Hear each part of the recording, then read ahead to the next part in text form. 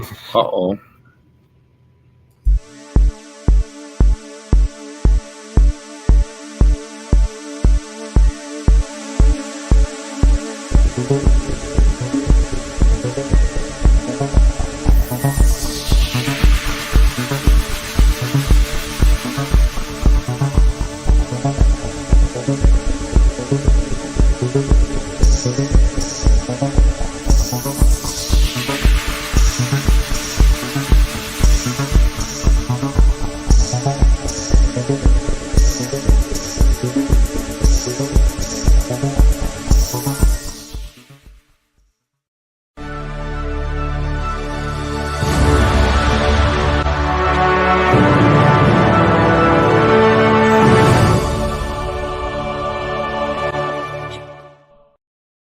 Holy shit, that's loud. In my headphones, anyway. Hi, boys and girls. We're live for another ranty episode with a rational empiricist. How about that? Yep. Yep. And we have a video, don't we? Let's acknowledge everyone in the audience. Hey, Spooky. Hey, Willie. Spooky. Hey, Eric. And Eric. Hey, Is Scott. that it? So, Scott Duke. Who the hell? That loser. Icarus. Gerstreams was here earlier. So, okay. Let's see. Thank you, everyone, for coming. Yep. So how do you want to do this, Andrew? How do you want to do it? You want to play this little video? I had a little clip in the beginning, but I'm not sure why. Okay. Your clips start at 7:31, right? Yeah. So you want to play your clip first, and we can just go in order afterwards? Yep. And I'm not sure. Well. Not sure I what just want to review the video. So I'm just going to read from this article here by Barry Setterfield. He is a creationist, but he's not going to cite any creationist literature. This is going to be pretty much just pure quotations from the secular world and some commentary. So this is, let me just make a little comment here. This is going to be some good stuff. I have watched the creation controversy, evolution controversy over the last 40 years. And I've seen it go from like, it almost seemed that abiogenesis was solved and evolution's true and the Big Bang is for real. And just starting to see all these sacred cows just being taken down one at a time. For starting with abiogenesis, and eukaryotic evolution is now challenged. By the way, there's a good chance. I'm tentatively scheduled for Tuesday to a modern day debate to talk about evolution. I hate doing debates except for marketing, and even then I'm not that excited because of Brandolini's. Okay, so 40 years, that puts it back in 1982. So none of that matches up with Cell's origin story when he was an old Earth creationist.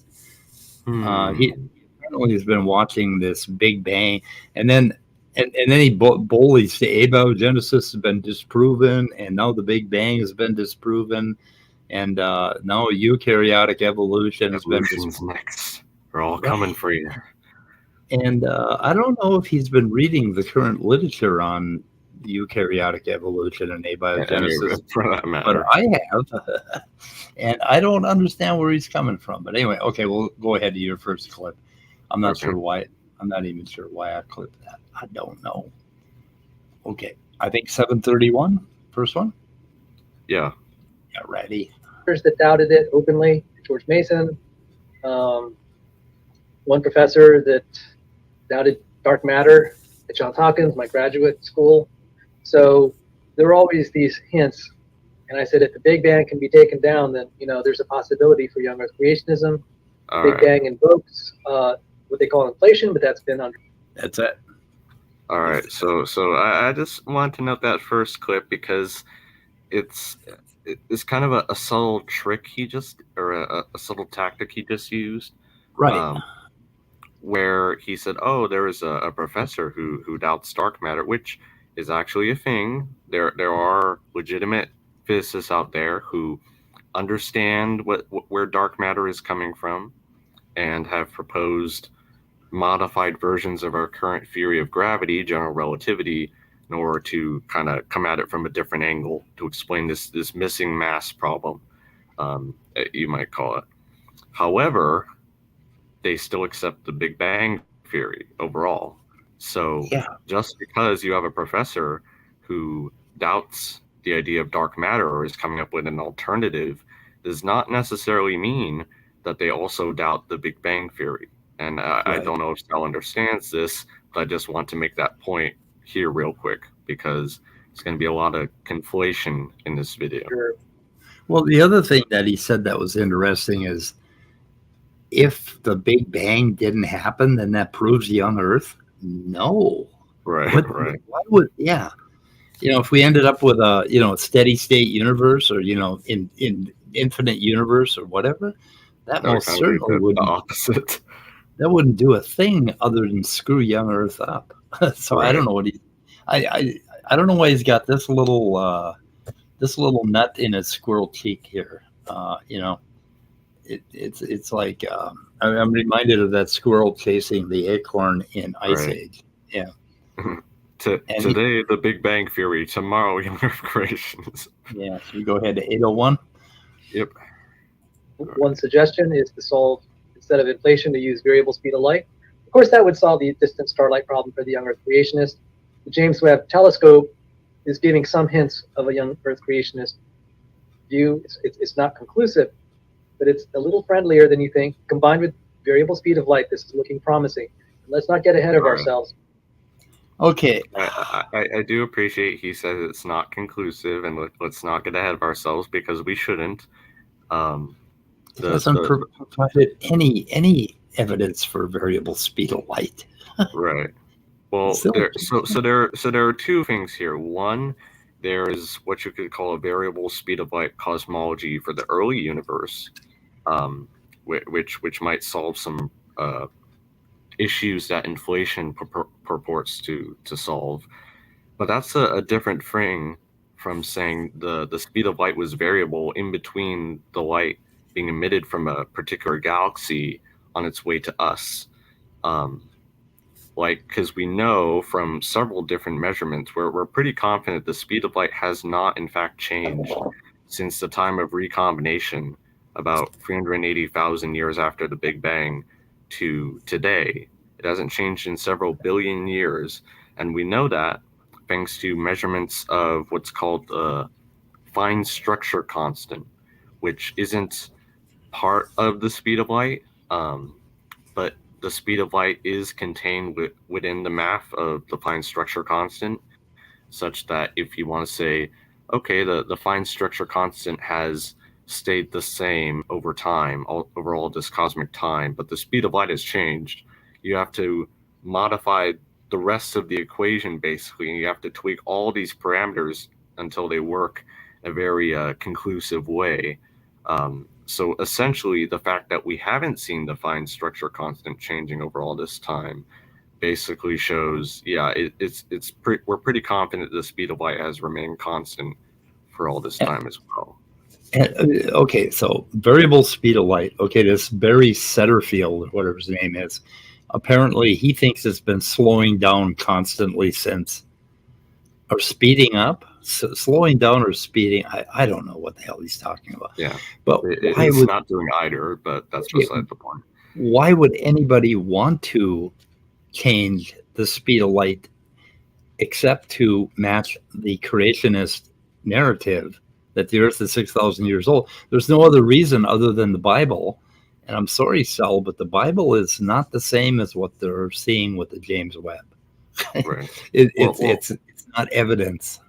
There's another thing too, is just changing the speed of light doesn't just change the speed of light, if that makes sense. It also changes a whole lot all these other things, how the sun converts mass into energy, and therefore how life on Earth can exist, and all these other cosmic phenomena.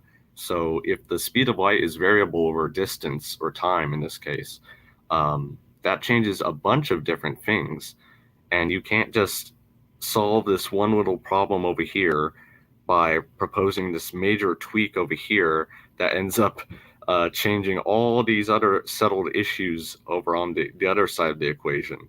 And which light is going faster? The ones from the distant galaxy, those went really fast, and then the ones from the closer galaxies went a little bit slower. Right. Yeah. What are they thinking? I mean, how can he, with a straight face, even be talking about this? But he thinks he's going to work something out, but he hasn't figured out what he's going to work out yet, I guess. I don't know. Okay, next clip, or should we proceed from there? Okay. Yeah, next clip. Okay. So, oh yeah, I just wanted to make a little note on this next clip here. This is just funny to me. Play it first? Yeah.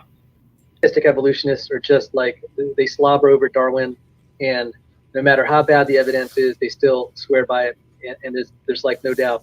And I'm just like, guys, the science behind evolutionary theory is just pathetic. It's a farce. It doesn't belong. It doesn't belong side by side with other theoretical disciplines, like say electromagnetism. Even Jerry Coyne said, in science's pecking order, evolutionary biology lurks somewhere near the bottom, far closer to the pseudoscience of phrenology than to physics. That's how bad it is. And that's the same author who wrote Why Evolution is True. So, sorry to... Yeah, that's the same author that wrote Why Evolution is True. Sal. I mean, what the fuck?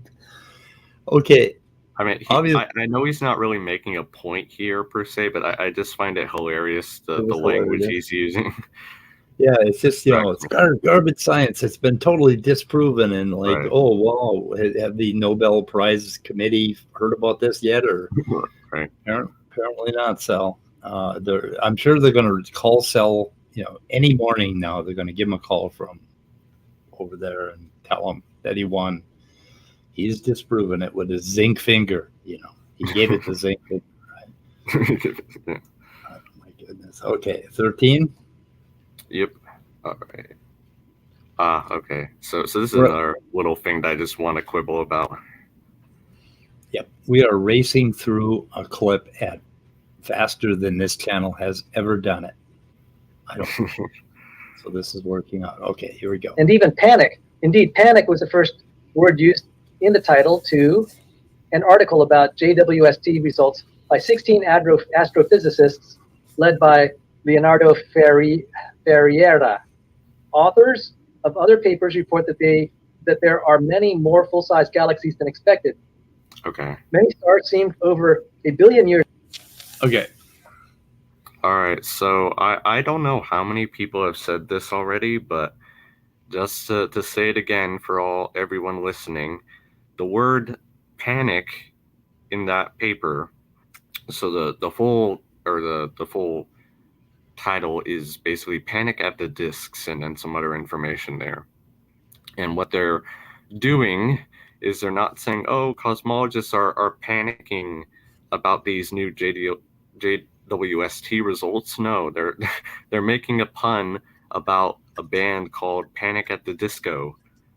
That's all they're doing. Because disco, it's kind of obvious to anyone looking at it a bit more critically than Sal and Werner are doing here. So no, cosmologists are not panicking. They just like to make a joke here and there in their papers sometimes. Right. And I should actually note, this isn't actually a peer-reviewed paper per se. It's preprint. It hasn't been refereed by any other astronomers yet. Yeah, so and the latest findings put out there. I'm linking. I've got videos linked. Errors in the Big Bang never happened. I guess we might take a look at that one. And then Anton Petrov, did James Webb prove Big Bang Theory wrong? Here are the facts. That's the other one to watch. And I will put that in the description. And then we have some articles, pro and we got some evolution news articles and some Barry Setterfield bullshit. And a bunch of other stuff in the video description in case anybody wants to check. But I'm pretty sure that cell is not convincing enough that anybody's going to actually look at any of my links because they know he's wrong, right? Yeah, just want to be sure. Yeah, okay. But we do provide sources, so here we go. Well, and I also, put that article in there too, the original panic paper for people to take a look at. Yeah. Okay. So should we move on from here, right? 1359? Yeah, just keep playing it. Okay. Years old and had an abundance of elements the theory suggested should have taken 5 billion years to build up. Okay. This multitude of mature galaxies with smooth I'm just curious where he's getting that, or I guess running it back to the original source where Lerner and then Setterfield and now Sal are getting that idea from, that these would have, quote, taken 5 billion years to build up, like stars weren't doing anything a billion years after the Big Bang. That doesn't make any sense to me personally. Yeah, so I that's just not want a citation to where that argument comes from. because that's not in the paper. It Right. doesn't say 5 billion anywhere in the paper. Well, it doesn't even say that in some of the other references Lerner has about where they have measured some of these early chemical abundances. They're not saying, oh, this is completely unexpected. Like, they don't say anything about that in the paper. So is this that Telegram thing, that article that we have to download software in order to read? Is this by Setterfield, this one that he's showing right now? I think so. Okay, so yeah, I'm gonna have to go through the pain of signing up for that stupid thing, and Yeah. so I can Stay tuned, folks. get a source of it. Okay, I'm gonna move on from here. Disks and neat spiral arms is only 235 to 500 million years out from the beginning of it all, the Big Bang event. All the new data flies in the face of I Big just Bang want to theory. make a note of this right here. Yeah. If they had bothered to read the actual panic paper and done the math for themselves, it's not 235 to 500 million years after the Big Bang. It's at most 1 billion to roughly 700 million years after the Big Bang. Why?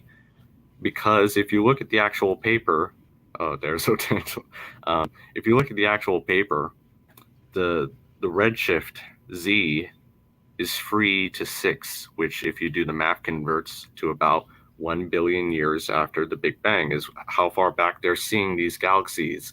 So I feel like they're conflating how far back the James Webb should be able to see with how far back they're able to see currently, because it's not at full potential yet. So let's see, slashdot.org. Otangelo is linking a little article. Here. Don't worry, Otangelo. We'll cover that too. That whole mergerite thing. So be patient, my friend. Be patient. I sure wish this cat would get off my mouse. Thor, you're fat. Who said Otangelo's name? Pretty. Oh, Ontangelo. I like the way the Christians call him Ontangelo. Yeah. Oh, new people in chat. Hey, Mark. Hey, James. Hey, Melody. That's been here before, I believe. James is over. Yeah. Okay. Goddamn, Thor, off the mouse. I know it's because it's a mouse, I think. Which has been built up over the last 75 years and taught that way publicly by Big Bang theorists. These theorists are facing a crisis. Quote, right now I find myself lying awake 3 in the morning. Okay. Yep. You want to what? Or go back like 10 seconds. I'll make a point and then we'll go over this next clip. Flies in the face of Big Bang theory, which has been built up over the last 75 years and taught that way publicly by... Okay. Or no, just keep it right here and then we'll play it afterwards. So I do want to make a correction to something I said yesterday, I believe, about disk galaxies being not necessarily spiral galaxy. I guess that could be the case, but apparently after doing some further research on the topic, disk galaxy is usually synonymous with spiral galaxy most of the time. So I apologize for getting that wrong and putting that forth, but it's basically beside the point, because the point I was making originally was, no, even if these are disk galaxies, they're not the same as the ones nearby today, which would be a redshift Z of 0 in this case. Basically, the higher the redshift Z, the farther away back in time it is. But basically, these, even in the original panic paper, which I talked about yesterday, I believe, these early disk galaxies, quote, have tidal features and clumpy regions. And these can distinguish them, they say, from z equals 0 to today's nearby galaxies, the modern galaxies. And that's just one reason why these ancient galaxies that we're seeing, these early disk galaxies, are not the same as nearby ones. They're not mature. They're not fully developed, despite what some people online might say. Looking at some people in side chat here. No, I just want to point out that Eric got it right. Otangelo was given a wrench because people kept throwing Otangelo out. Oh, So, yeah. yeah. So that's one of the reasons why I gave him a wrench, to kind of give him some protection. Secular pagan mom will love to time him out. In fact, it's her favorite hobby. Like, Yeah. But anyway, Otangelo is still going with this Big Bang theorists were shocked and panicked. It's like, no, they were absolutely fucking thrilled that they got new information. And this Ellison Kirkpatrick, didn't she do a thing? I think Anton Petrov mentioned it, that she said, no, when I said I was losing sleep. Here, should we play the quote real quick here? The other one, the other video? No, the next timestamp here. Oh, the next timestamp. Get the quote you're talking about. Oh, okay. At let's see, I'm at 1330. What? Can you tell me which one it is? Is it 1430? Yeah, 1430. Start there. 1435.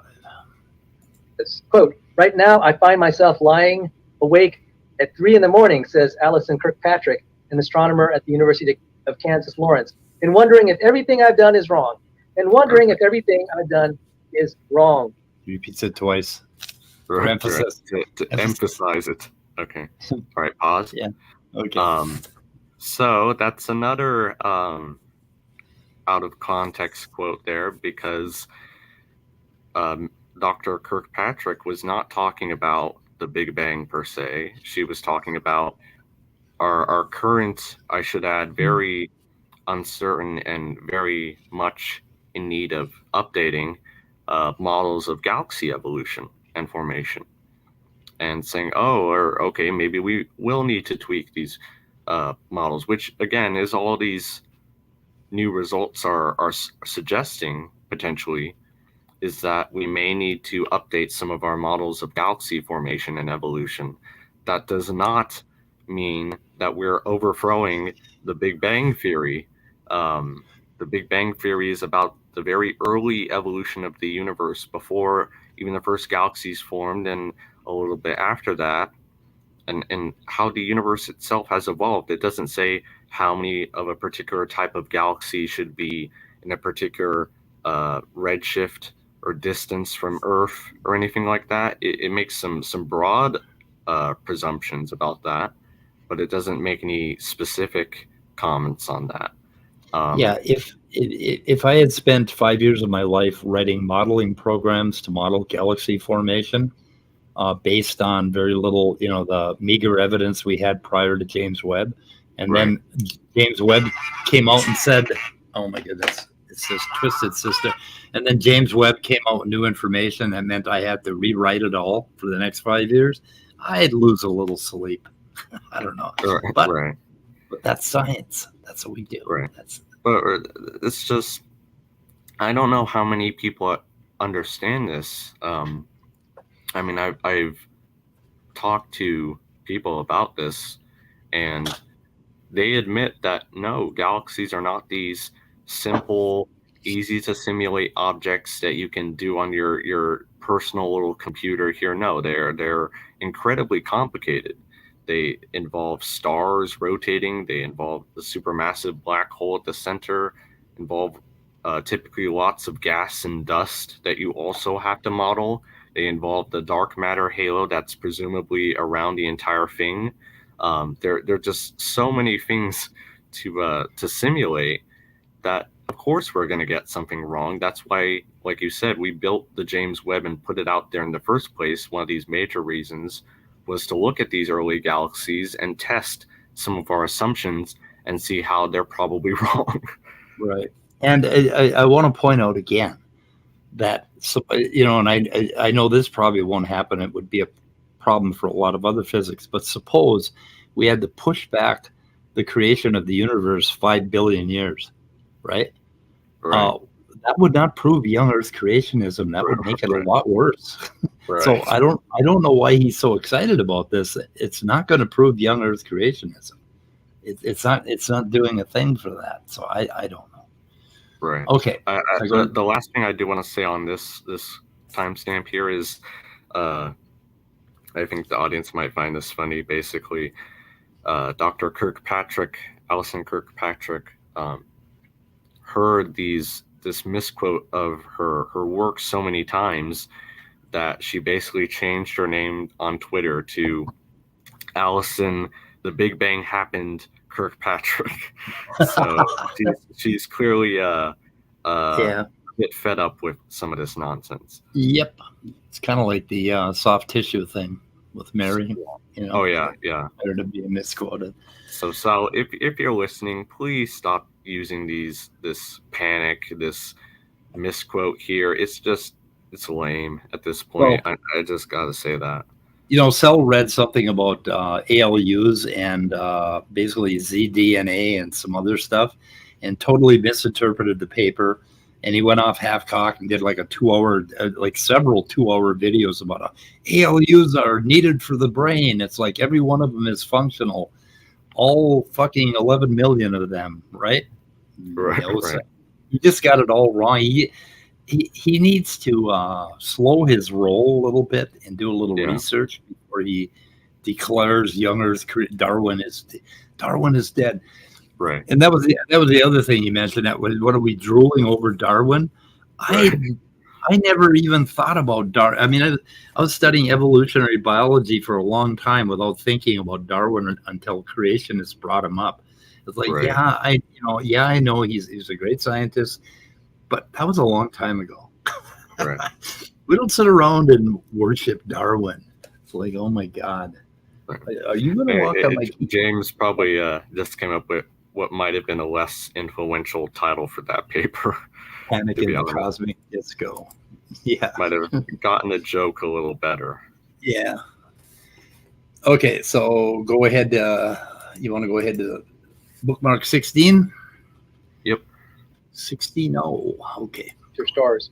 It was initially expected that this dark period would last for some 500 million atomic years, up to 1 billion years after the Big Bang. After that, galaxies should only gradually appear in their numbers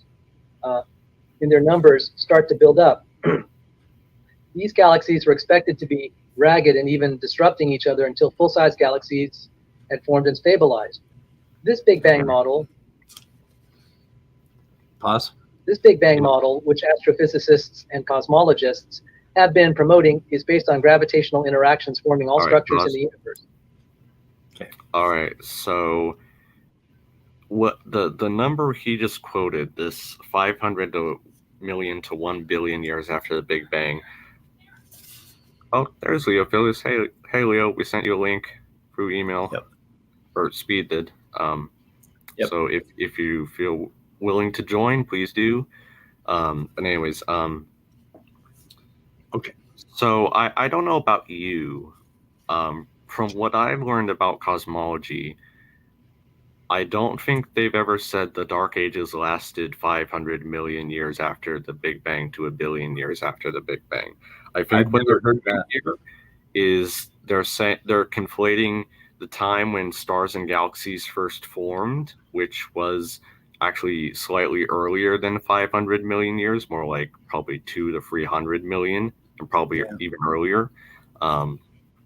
And they're conflating that, the actual Dark Ages, the period between the CMB being released and the first stars and galaxies forming, and this period of what's called reionization, where after the first stars and galaxies formed, they needed to kind of light up the cosmos, kind of heat it up a bit, and spread apart all this gas and dust that was still prevalent at the time until the universe was mostly transparent.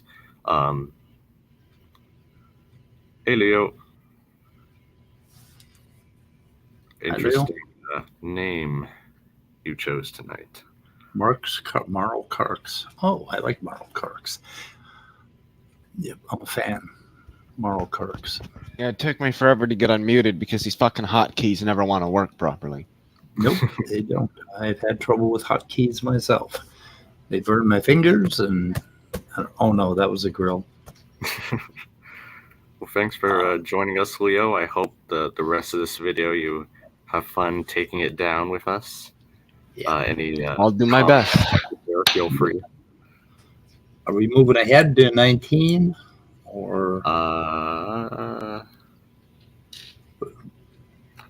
sorry. One more thing I want to say from my notes. All right. So, okay. So this is a major point I also want to make, which was that they say it wasn't expected from the Big Bang model.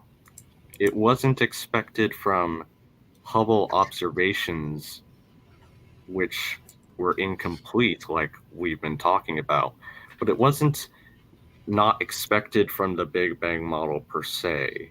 It was unexpected from Hubble observations, and even then, as Dr. Brian Keating notes in the video you linked in the description, the galaxies that Hubble saw that it could tell apart in the optical spectrum, the galaxies James Webb can see, or those same galaxies, James Webb can tell the morphology a bit clearer, and the ones Hubble saw that were kind of sort of looking like spiral galaxies, James Webb sees them as spiral galaxies too. So there isn't, it's not totally unexpected between these two telescopes. There's not a total discordance among the data. But some of these things we did not previously suspect were going to necessarily be the case based on the Hubble data alone. But like we were talking about, we knew James Webb was going to turn things up a thing or two and potentially change some of what we knew. Yep. And so I linked this video, Dr. Brian Keating. There's been speculation in popular press, primarily from Eric Lerner, LPG Fusion, claiming the Big Bang never happened. And it comes from a book of the same name from 30 years ago and a bunch of other bullshit. So anyway, we have that. Which I will note, Dr. Keating is correct that since he published that book, The Big Bang Never Happened, Lerner's arguments are pretty much still the same. He still is upholding this plasma cosmology model that has literally no evidence for it. Right. Yeah. His own pet model, I guess. Okay. Ahead to the next bookmark. Sure, unless Leo wants to say something yet. How you doing, Leo? You got everything straightened out? Yeah, I'm doing just fine. You're doing good. I'm not just in the stream. I'm also balls deep in Wizard 101 right now because I haven't played it in 12 years. So Balls deep. a couple days ago, I was just like, you know what? I think I'm going to make a new account, and that is what I have done. Okay. Okay. I fall asleep every time somebody says a game. I don't know why. All right. Now I'm ready. 19, right? Yep. First, in contrast to the Big Bang model, which predicts only a few disorganized galaxies at the beginning, the galaxies become more numerous, not less. More numerous, not less, as the moment of the Big Bang is neared. At redshift of z equals 5, galaxies are 10 times more numerous than theory predicted. At redshifts greater than 10, then z equals 10, galaxies are 100,000 times more numerous than expected. Whoops. Okay. Pause. Yeah. Right, I should be saying Daniken, sorry.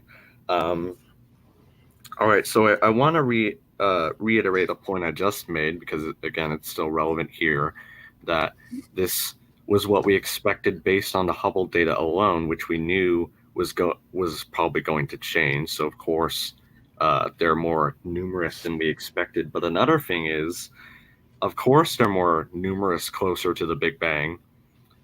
How do you think galaxies grew over time? They started off really small, and they merged and collided with one another to form these larger and larger objects. We see collisions today, for that matter. So this is still an ongoing process, and the fact that these galaxies are quite numerous at this stage, maybe according to some models might be a bit higher, or the numbers are a bit higher than we would have thought previously. But this isn't completely unexpected that we're finding these galaxies very numerous early on, because of course they built up into larger individual objects, and so the number of galaxies is going to decrease slightly over time, gradually. Right. So I hope that point makes sense, because that just struck me as an odd thing to put there. This article is making a lot of claims, and I wonder how much is in the original paper, or Right. the paper they put out. But yeah, okay. So then let's see, we're at 20. Yep. Second, these distant early galaxies are fully mature. With smooth disks and neat spiral arms. For this to happen just 35 million years after the Big Bang is impossibly early for standard cosmology. Even the possibility that some galaxies seen in the Webb telescope are 400 million years after the Big Bang defies their model. Let me read that again. For this to happen just 235 million years after the Big Bang is impossibly early. Impossibly early for standard cosmology. Even the possibility that some galaxies seen in the Webb telescope are 400 million years after the beginning defies their model. The problem is much worse, that they are at the minimum distance for this data set at 235 million years from the Big Bang. Okay, pause. Galaxies. All right, so this is going to be a lot of repetition, and I'm sorry about that. But again, if you look at the actual panic paper, we'll just refer to it as that, and you actually read it and go through it, you will see they do not go again to 235 to 400 million years after the Big Bang. It's again z equals 3 to around 6, or in some cases 8. That is not 245 to 400 million years after the Big Bang, not even close. And in fact, I think at this point it would be a good idea to share my screen. Hopefully this works, and share this. Yeah, I just want to note that I can't find any of the words like impossibly and things like that, or Right. in the paper. So physicists are rarely going to use that kind of terminology. they're Right. adding all this shit here. Yeah, all the hyperbole. All right.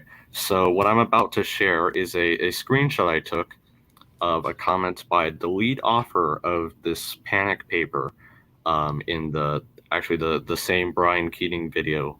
We're linking in the description. See, this is all coming together. This Ferreira?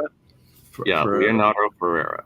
All right, so Okay. if you can share my screen, please, and tell me if you see my mouse. It's coming up slow. There it is. Yep, Right, you see can your see it? mouse. Yep. All right, so this is Dr. Leonardo Ferreira, the lead author of the paper, and I just want to read what he put here, because it's very relevant to this, and it kind of puts some of these things into perspective, let's just say. All right, so he says, quote, "The paper is concerned with the rest frame optical of galaxies at z greater than 3, which Hubble could not observe. A lot of what we are seeing is that those galaxies that were observed more to the UV, ultraviolet, can now be observed spatially in the optical. So Dr. Brian Keating is correct to show that for galaxies well resolved in Hubble," this is what I was talking about earlier, for galaxies well resolved in Hubble, nothing changes.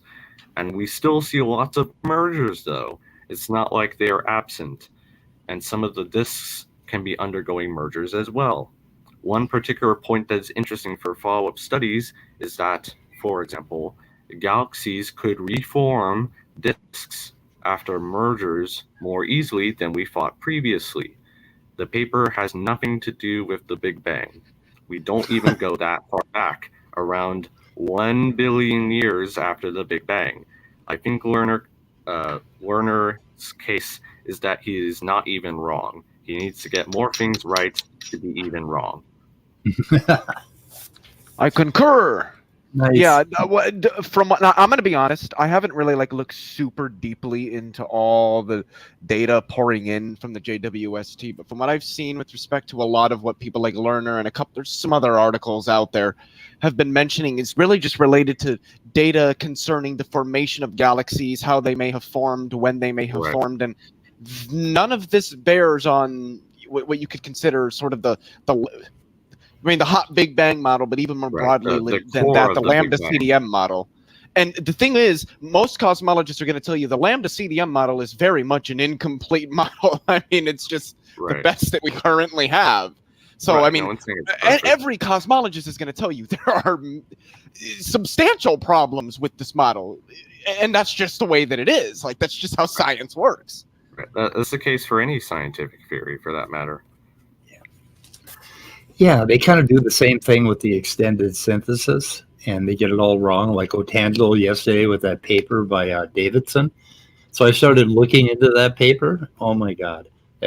He picked that one little cherry pick quote out of it, and the rest of the paper just totally drubbed his whole bullshit about creation and all that. It's not what Davidson meant at all. The only thing I can say is at least Lerner isn't pushing creationism. God for fucking mid. Yep. Still pseudoscience, though. What were you going to say, though, Andrew? Oh, yeah. I was just going to note, I like how Otangelo is putting these very early galaxy dates. But it actually brings up another thing. A few points to make there. First, those weren't mentioned at all, again, as I just showed, from the Panic paper, which is kind of the main thing Lerner and these other guys are basing their argument on. And second, and this is a big point that needs to be driven home, because I don't think a lot of people are understand the idea that James Webb has not been completely calibrated yet. It's it's getting these what are called photometric redshifts based on the light curves and their properties, but it hasn't gotten spectroscopic data. It hasn't looked at the particular spectrum and the absorption lines in most cases. So we don't actually know with high enough certainty whether these are in fact high redshift galaxies. They could just be galaxies that are there's dust in between, and it's causing the light to appear redder, but in fact the spectral lines are unchanged. And I think, in fact, there are some papers recently that show, some of these, what we thought were high redshift galaxies are, in fact, imposters galaxies, they call them. So this is not a settled issue. More data, more analysis needs to be done in order to confirm whether or not these are, in fact, very, very early galaxies. And until we can confirm those redshifts, those distances, all the claims Otangelo, Lerner, Sal are making here are not speculative, but are unfounded at this point. Unsubstantiated, yeah. Right. That's the thing that I have heard from people like Will Kinney on Twitter and Ethan Siegel and others, is that we don't necessarily have much of a reason to surely doubt the data that we're getting, but this is still preliminary data. We still need to sift through stuff. We still need to calibrate our devices a little bit more. Things could still change, but people just don't understand that science is a process. Right. Yeah. They're waiting for this great Copernican revolution or something again, and that's going to prove young Earth. And these guys are just so hopeful that the rapture is right around the corner that I wish they would just rapture off this fucking planet and leave us alone. I'm sorry. But I think they should self-rapture.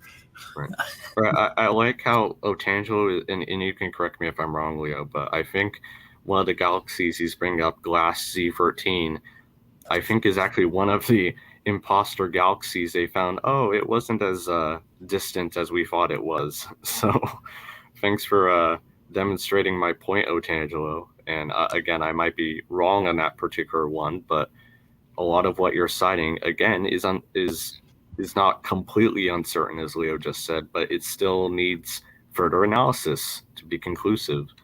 I've been dutifully putting Otangelo's links in the description, nevertheless, because I think they look like reasonable articles. I'm not going to put any cat's board nonsense or any of that shit in my description, but these things look reasonable. Anyway, enough of Otangelo for now. Okay, yeah. I'm going to have to play Benny Hill if we keep it up. Yeah. Okay, so now we are fortuitously at the next timestamp, 2053. Okay. So, without any signs of mergers. Third, there's no sign of galaxy mergers building up to these bigger galaxies. And these galaxies are full-size spirals like our own Milky Way system. The masses of these galaxies range from 10 to the 9th, 1 billion, up to 10 to the 11th, 100 billion suns, which is normal for large galaxies. In other words, these galaxies give no appearance of being built up by mergers with smaller objects, but they already exist, fully formed. Okay, pause. Fully formed. Fully formed. Let's say it again. Fully Wait, hold formed. on. Can you rewind that really quickly? I just want to make sure I heard it from Sal correctly. Yeah, okay, like citation. Without any signs of mergers. Third, there's no sign of galaxy mergers building up to these bigger galaxies. And these galaxies are full-size spirals like our own Milky Way system. The masses of these galaxies range from 10 to the 9th, 1 billion, up to 10 to the 11th, 100 billion suns, which is normal for large galaxies. In other words, these galaxies give no appearance of being built up by mergers with smaller objects, but they already exist, fully formed. Extremely close to the origin of the cosmos. Oh my goodness, fully formed. Oh my goodness, fully formed. That sounds... All right, so I think I put this later in my some of my notes, but all right, so there are a few things to talk about here. For one thing, they're claiming that because of these disk/spiral structures, that therefore they couldn't have built up and merged over time. That's one of Lerner's big points, actually, which is complete nonsense. We see spiral galaxies merging all the time. In fact, the Milky Way, to use their own example here, is currently accreting matter from another smaller galaxy, and that's how these galaxies build up over time. They merge, or in some consume other galaxies, if you will, and they still keep their spiral structure. It's not like this is a temporary thing. And even in that screenshot I just showed from the lead author of the paper, of the panic paper, we have these new simulations that show, okay, maybe it's a lot easier for them to reform these disk structures after major collisions. Especially, I think they said when the galaxies contain a lot of gas-rich material, which I forget the reason why, but anyways, the other thing is, yes, they are finding these very massive galaxies that, again, we only have a few samples. The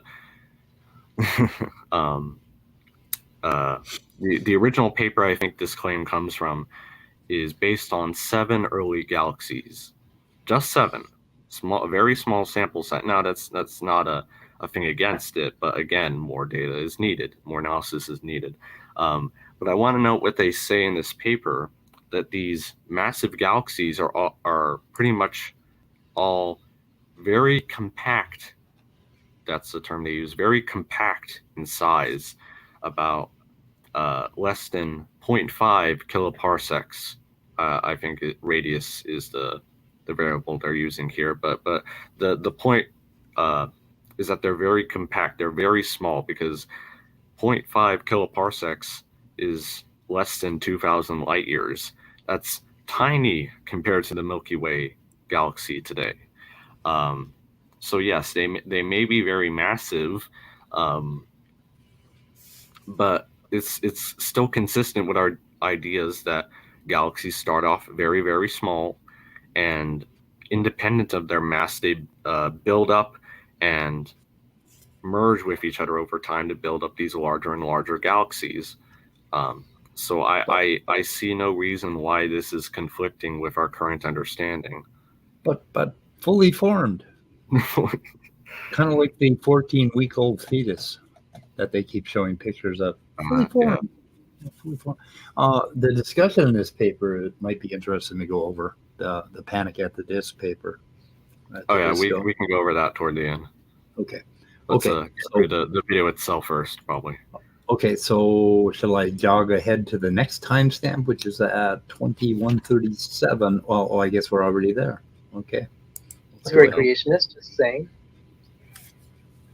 Here we Of are. course, many of those early galaxies are brilliant. The measurements suggest they may be up to 600 times more brilliant than galaxies in our immediate area. The expectation had been that galaxies would start out relatively fainter and build up mass and brighter with time. This is not what the Webb telescope shows. The original early brightness of these galaxies compared with much lower brightnesses of galaxies now ties with the increasing brilliance of quasars as we go closer to the origin. Okay, stop it there. Sure. Fifth, Okay, first of all, I want to, Doubting Thomas, Otangelo had his results years ago. 800 BC is when Otangelo's results came in. That's when they wrote the Old Testament came together. So just want to point that out.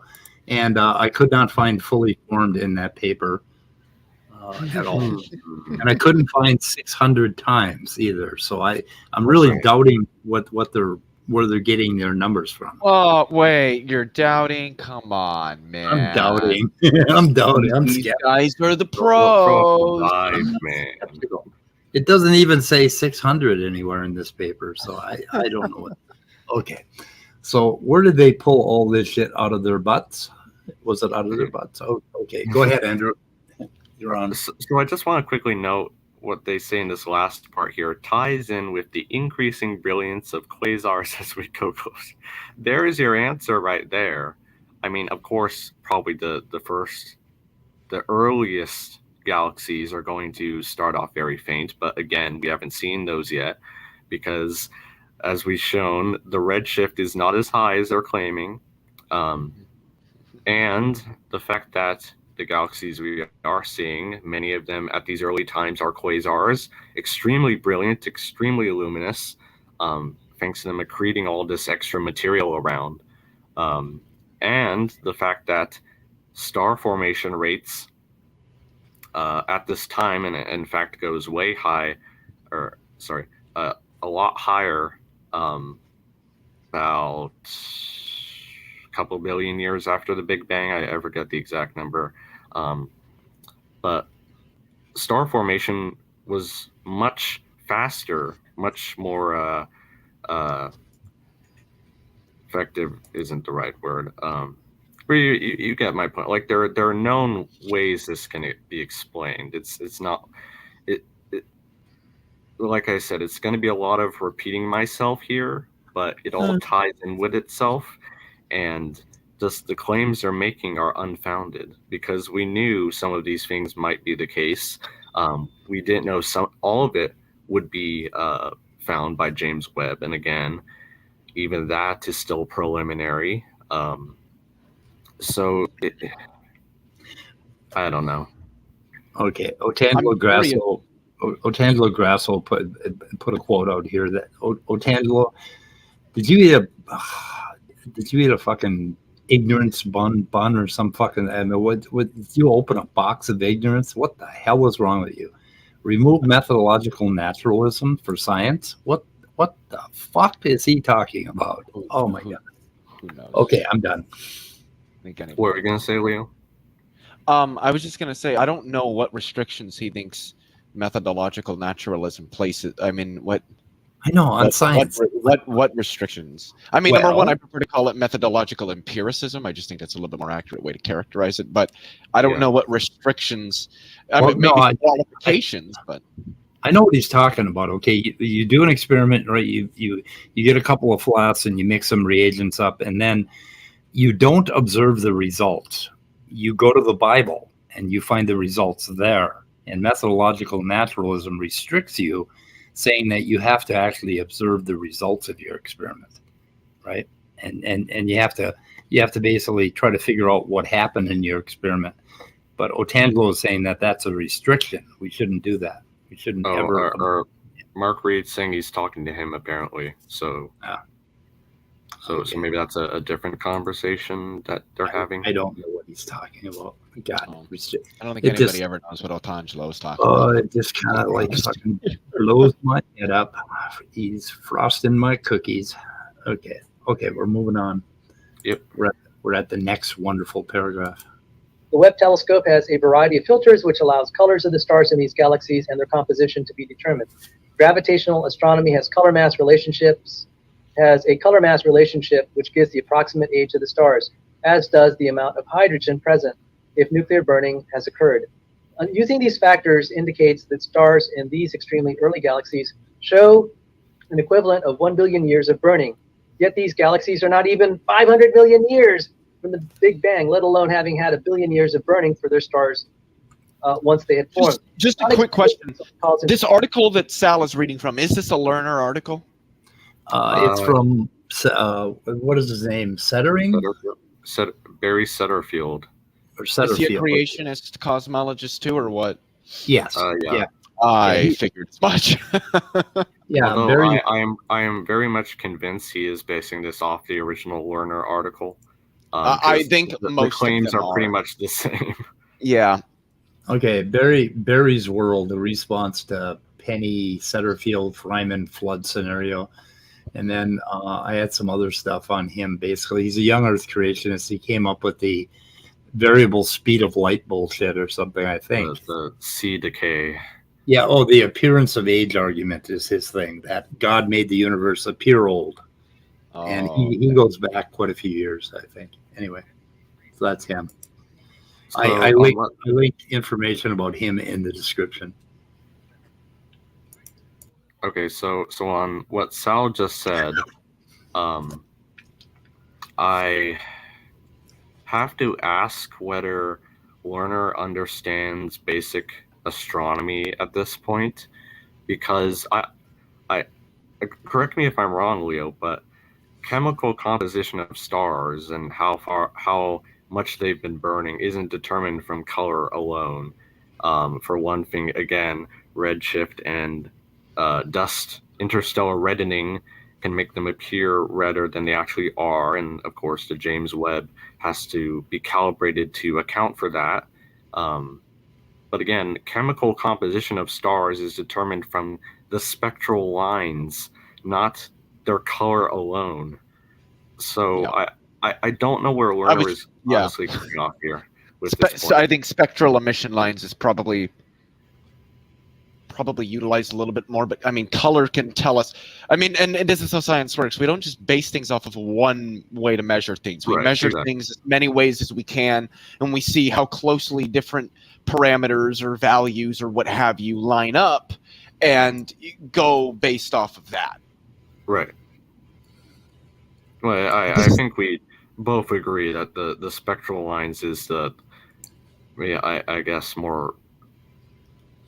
What's the right? You know what I mean? Like it's a more accurate, more precise way of measuring, more reliable. Stellar chemical or stellar composition. Yeah. Yeah. No, I'm not saying that again. The color is bad for determining that. I'm just saying if you're going to make a definitive claim like this, you're going to need that other those other parameters along with it. See how they match up, like you said. Exactly. Cells are books, and books are factories in a library. There we go. The fucking factory. And books in a library have coded information given to them by an agent. Therefore, God exists, because libraries are real. You couldn't have libraries without God, right, guys? And if you tear out one page, that book will not survive. It won't be able to reproduce. And the thing is, if you tore out one page from a dictionary, you can't learn anything about any words at all. Yep. All meaning for all words is lost if you lose just one page in a dictionary. Hell, if you lose just one letter, that's how irreducibly complex a dictionary is. Very, very much. Okay, so we are at 2255. So we might be skipping a few timestamps here and there because I'm just, like I said, going to be repeating myself. Okay. Well, so we're at 6. A lot when you're addressing these kinds of claims. So I'm at 2331. What was that? I said, which happens a lot when you're addressing these kinds of claims. Right, yeah. 2331 is the next big bookmark where he goes into the 6th argument by this tosser, whoever this guy is. Okay. All right, And other let's do this have one determined- and then skip the next one because the next one was a point I already made. Oh, you want to skip this one? Or not this one, the next one. The Okay, we'll play this 25. Okay. Yeah, play this one. from the characteristic wavelength of emitted light, the elements hydrogen, oxygen, and neon are present and prominent. This is a problem for current Big Bang theory.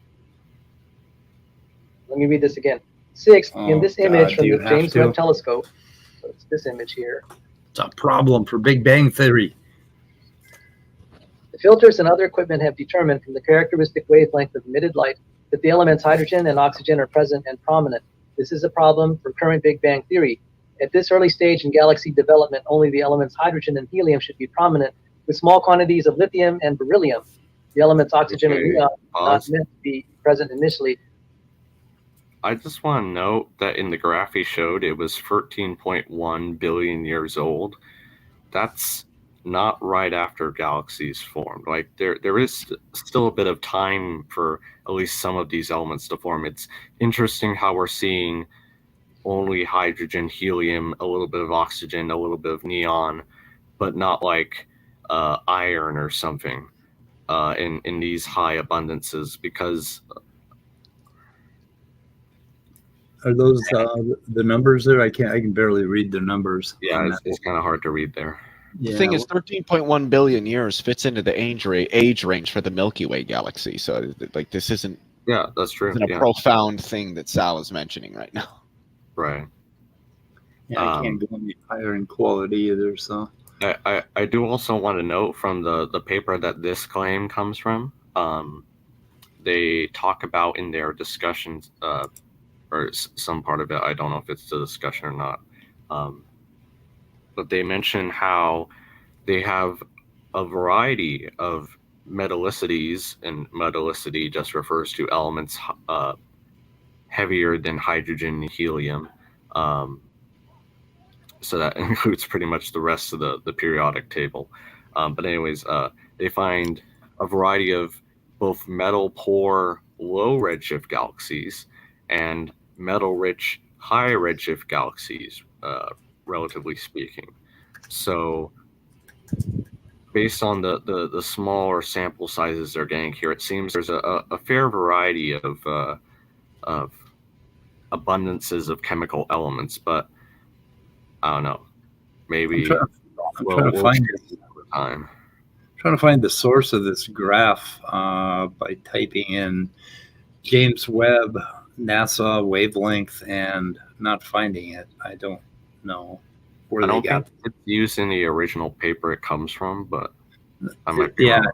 it's not in that panic paper. I checked that. No, it's a different paper. Yeah. Webb telescope, okay, but I can't find it anywhere. Here, Oh, you have it. I'm gonna post. So this isn't the paper, but it's Nature with a lot of these other papers I'm talking about in the references, and talks about them in more detail. So Okay. you'll want to put that in the description. Sure. Nature News. Do you put that in private? Okay. Gotcha. Yep. I'll put that in the description and I'll pull it up.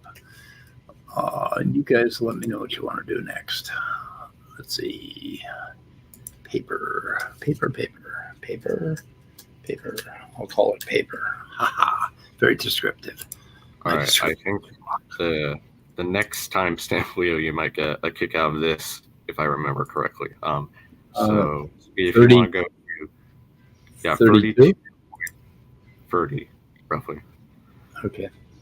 Let me go back one. Okay, we're at 32.27. Here we go. Speed. All right. It would have a lower frequency, same speed, lower frequency. But again, we really don't know if the speed of light is constant. And that's a whole nother topic. There have been various theories putting variable speed of light on the table. And certainly if one believes in inflation, you have this incredibly hard to swallow scenario where things move faster than the speed of light effectively. You don't feel acceleration, it's just separation by space. It's just, so when I started to hear what cosmological theories, the mainstream, what they really say, I said, young Earth creationism isn't really it's not any more outrageous than anything else. that's on the table as far as the origins. Oh, really? There are parts of this All right, pause. that need more fleshing out, like this. Whoa. What? The idea that galaxies are brighter. Hold on. When they're far Did you away. just fall into the back rooms? Oh no, you didn't. Okay. No, I double clicked too fast and it fucking went full screen on me, so I got lost. Gotta hate that. Any thoughts there, Leo? Yeah, we do know the speed of light is constant, because the speed of light doesn't have anything to do with electromagnetism. It has to do with space-time, and it's present in a variety of places in fundamental physics. So, Yep. I mean, it is true. There have been variable speed of light. VSL cosmology is a thing. Even detached from creationism, it's not taken very seriously. It has even less support, just because of how fundamental the constancy of the speed of light is to more than just electromagnetism. Right. And for those reasons, you just are going to be quite hard pressed to find a professional physicist that would reject that. I mean, it's at this point it's considered a fundamental constant. I think there's ways you can derive it from the fine structure constant, but don't quote me on that one. What was the other thing? So inflation. So the speed of light is a restriction that applies to things in space-time. It doesn't Yeah. it doesn't apply to space-time. So inflation I was a problem here. honestly surprised that Sal got that one wrong. Like he's supposed to be this expert on cosmology and inflation, but he missed that, or he's trying to miss that. Like, Yeah, it's come on. Otangelo has a scientific theory here he wanted me to put on the screen. So, ho. Okay. I just thought I'd do it for Otangelo. I think I'm going to take your mod wrench away pretty quick, Otangelo. I'm feeling it. I'm feeling it. Oh, you don't like Speed when he's angry. I'm warning you. Anyway, okay. Yeah, so where should we go next? To the next timestamp, which is 34:26? Yep, okay. Oh, do we get to talk about Rebecca? Almost. We're getting there. Okay. We're Point out another progress. I'm pretty excited. Okay. surprise is that the galaxies look mature. Like, say, the galaxy's close to us, doesn't it? Oh, you're muted, Speed. This does look like this is evidence. Whoops, I'm sorry. We All are right, go seeing back a little bit. starlight Okay. almost than Repeat. before with the James Webb Telescope. I'll point out another surprise is that the galaxies look mature. Like, say, the galaxy's close to us. Doesn't it seem then that you don't have an evolutionary progression? That this does look like this is evidence. We are seeing distant starlight almost, but not quite in real time. What? You know, when I say not quite, maybe delayed a few thousand years. We What don't the know. But How about if that, the huh? galaxies close to us look like Oh, the my galaxies goodness. far away. Okay. That may mean that there's not Right, any pause. time delay of any substance. No time delay. So if No there's no time time delay. delay, what the fuck? None, No time. because they look so mature. Oh my goodness. Okay. I don't know how anybody that actually is versed in these fields could believe a single fucking lick of what Sal says. I don't understand how he passed his physics degree. Well, you got to remember, believing in bullshit doesn't mean you can't memorize the right stuff and guess. put it down on tests. Yeah. Yeah. Okay. Next timestamp. 36. 36. I don't think we even need to go over why that's just ridiculous. God, this variable speed of light thing. I think about it. It's like, what in the fuck? How would that work? Why would it vary? What are they? I don't know. Maybe God pushed the photons faster. I don't know what he did. Yeah.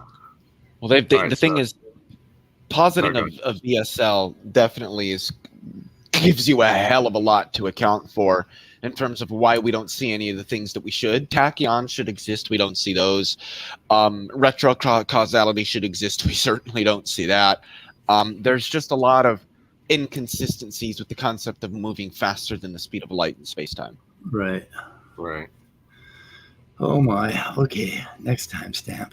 All right, so next one isn't about astronomy per se, but it is about it tells me a little bit about how Sal thinks about scientific theories in general. So let's see. Deepak Ramachandran. Who's that? That's a cool name. Who's Deepak? I don't know. But Ramachandran. He is correct there. It's the speed of any massless particle. Yeah. Yeah. Okay. We're at 3651. Shall we roll them? Yep. Turn them and burn them. But if I were to be a little bit more reserved and circumspect, I'll say, well, until you resolve all these problems, maybe it shouldn't be officially noted as the truth.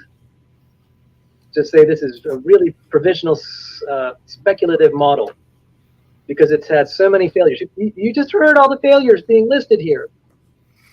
And I banned one critic in particular who was insisting there was all this good evidence. Is that you? Is that you, Andrew? Yeah, just keep playing. He banned this one critic because this critic insisted there was evidence. Calling my channel, I banned him. He appeared under a sock, and I banned him again. And just like, dude, have some manners. So wait, hold on, Andrew. You really went to his channel on a sock? Yeah. Did you? Yeah. Oh, good. And he banned that one. Oh my God, this is just. Okay, you ought to hook up with Danny and get his 500 sock accounts and just some night just fucking like slaughter cell. Just go one sock after another. You can't destroy me. Yeah, exactly. Yeah, that could be the name of your account. You can't destroy me. You like Danny did with me. It's like not really Danny. You can't get rid of Danny. He had all these sock accounts. It was funny as hell actually. Anyway. Oh my God. So should I play more of this one or are we moving on? Yeah, I just want to note that, again, a few minor problems with a theory doesn't make it speculative in any sense. Just And what is the reason for banning somebody that is criticizing you? In don't your know how to- channel? I don't know. I mean, should I ban Otangelo right now? Dude, you're talking about the guy that apologizes to people and asks them if he can go live so he's not interrupting their stream. Yeah. Anyway. You're talking about, yeah. Yep. Guilty as charged. Yeah. Okay. So we're at the Rebecca. So now part. we're getting to Rebecca. Who's Nitty? Nidimos? Nidimos, yeah. Oh, that's Nidimos. Okay. Oh, he came in. Cool. Okay, so what do we have evidence for with the Big Bang? Pillar number one is expansion. We actually have evidence for expansion, right? We see the cosmic background radiation. We have the redshift. Okay, those are pillars of, that's the pillar of the Big Bang that is most like observable, like that. I mean, that we have the most evidence for. Okay. All right, pause. But the Big Bang absolutely. All right, and go back a few seconds. Okay. All right, I just want to say I find it a little funny that Rebecca accepts expansion in the cosmic microwave background, and yet Sal doesn't. But I do want to give her props for that. Yeah, it sounds like, yeah. And she's kind of asking Sal, come on, Sal. She's been doing that a lot lately, pushing back and asking Sal, wait a minute, what's Sal? Good on her. Yeah, good on her. Okay. Cosmic background radiation. We have the redshift. Okay, those are pillars of, that's the pillar of the Big Bang that is most like observable, like that. I mean, that we have the most evidence for. Okay. Sure. Then, but the Big Bang absolutely falls flat. Okay, you can't have it if the next pillar doesn't work. Okay, and that's the inflationary theory.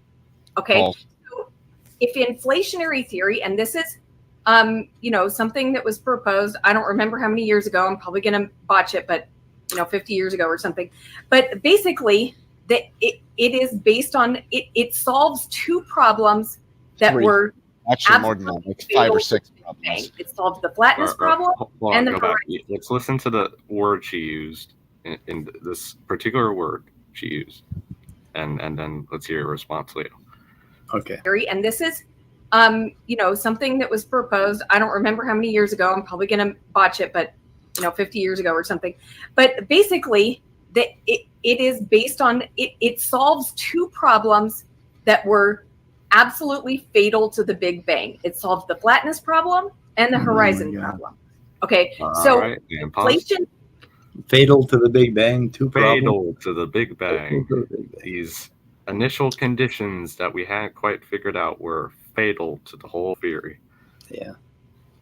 Yeah, and I think the Big Bang was a result of those things. So how were to put it into context, like the flatness and horizon problem weren't really problems per se for the Big Bang. Rather, they were big curiosities. Like, okay, these seem a bit highly specific. Or why is this the case? Can we explain this? And using inflation, we can reasonably explain it.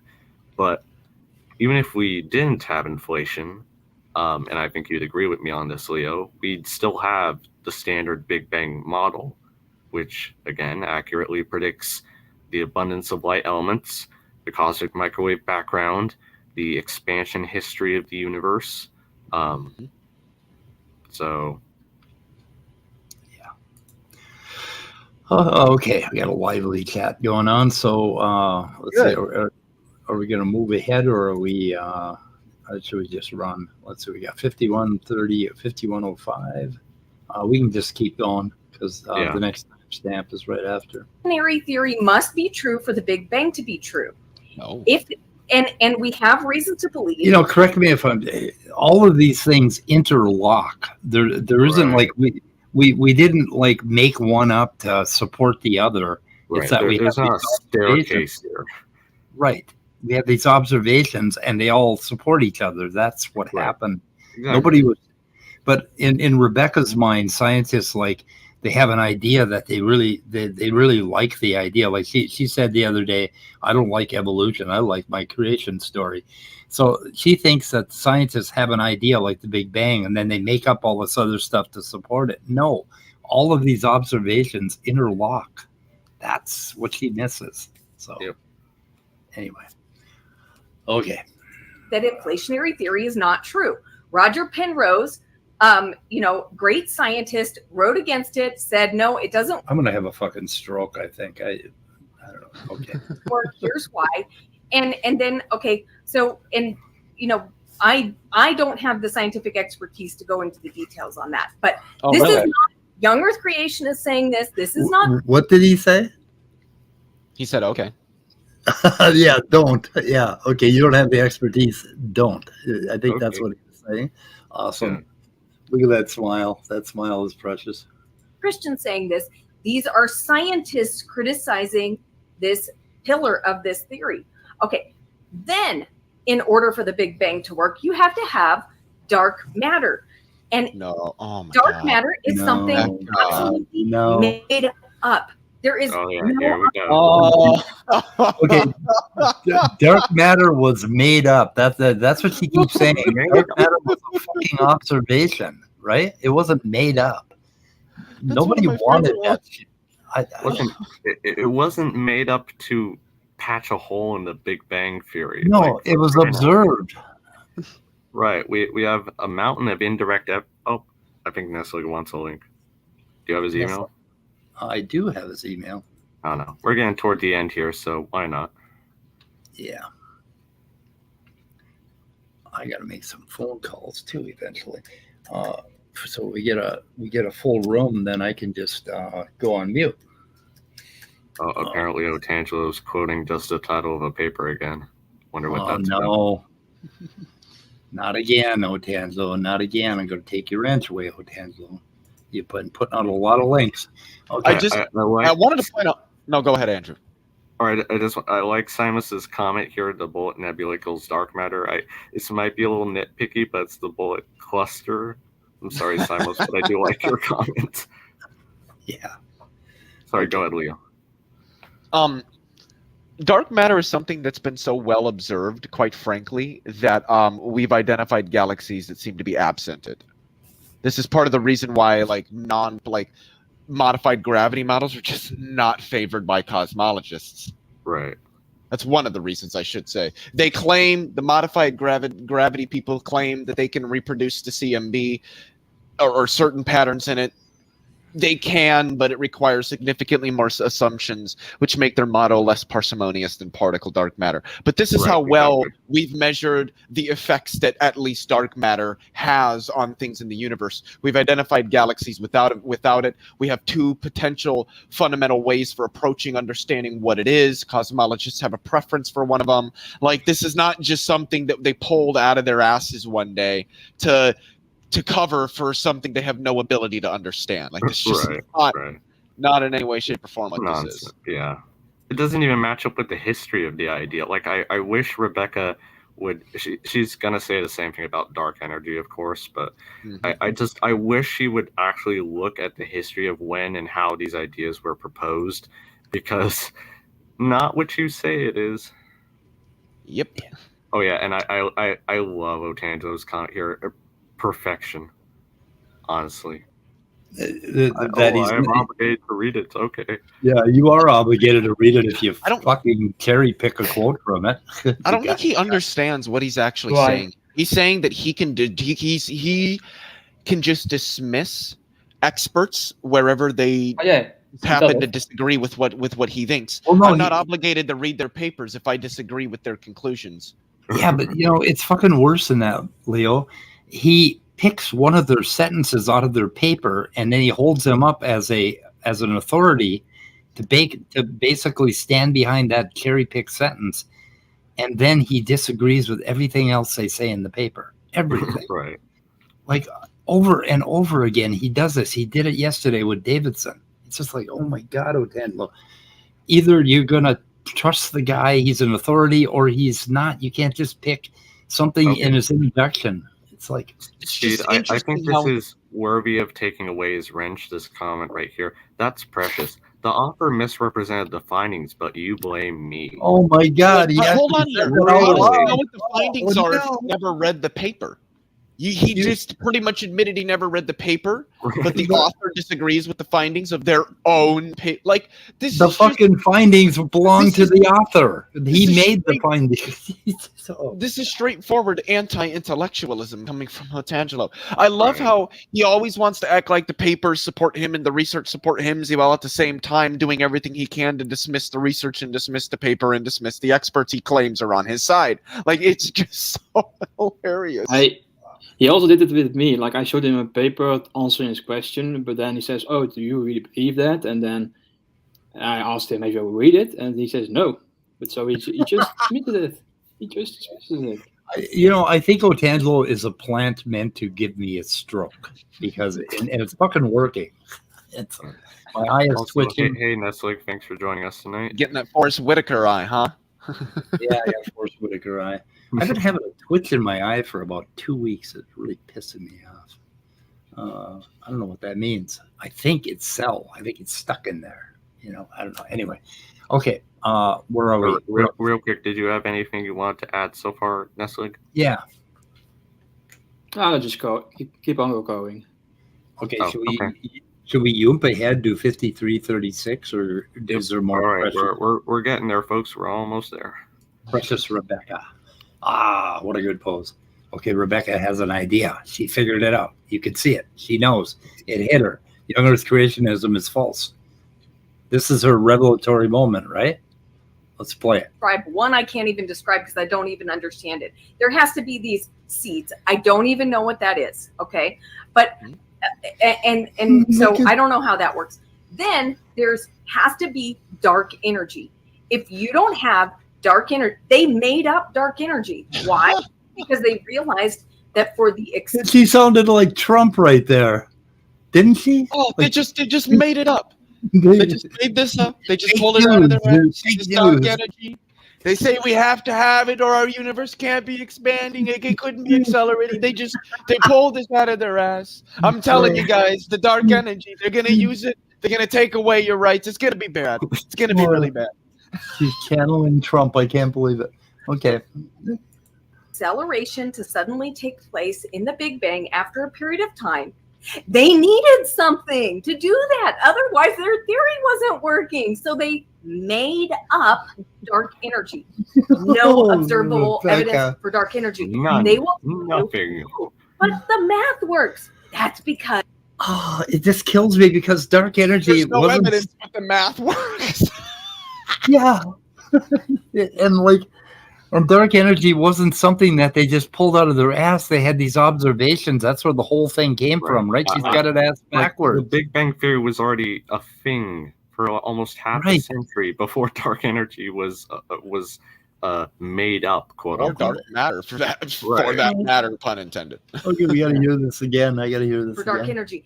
They will tell you, oh, but the math works. That's because they figured out.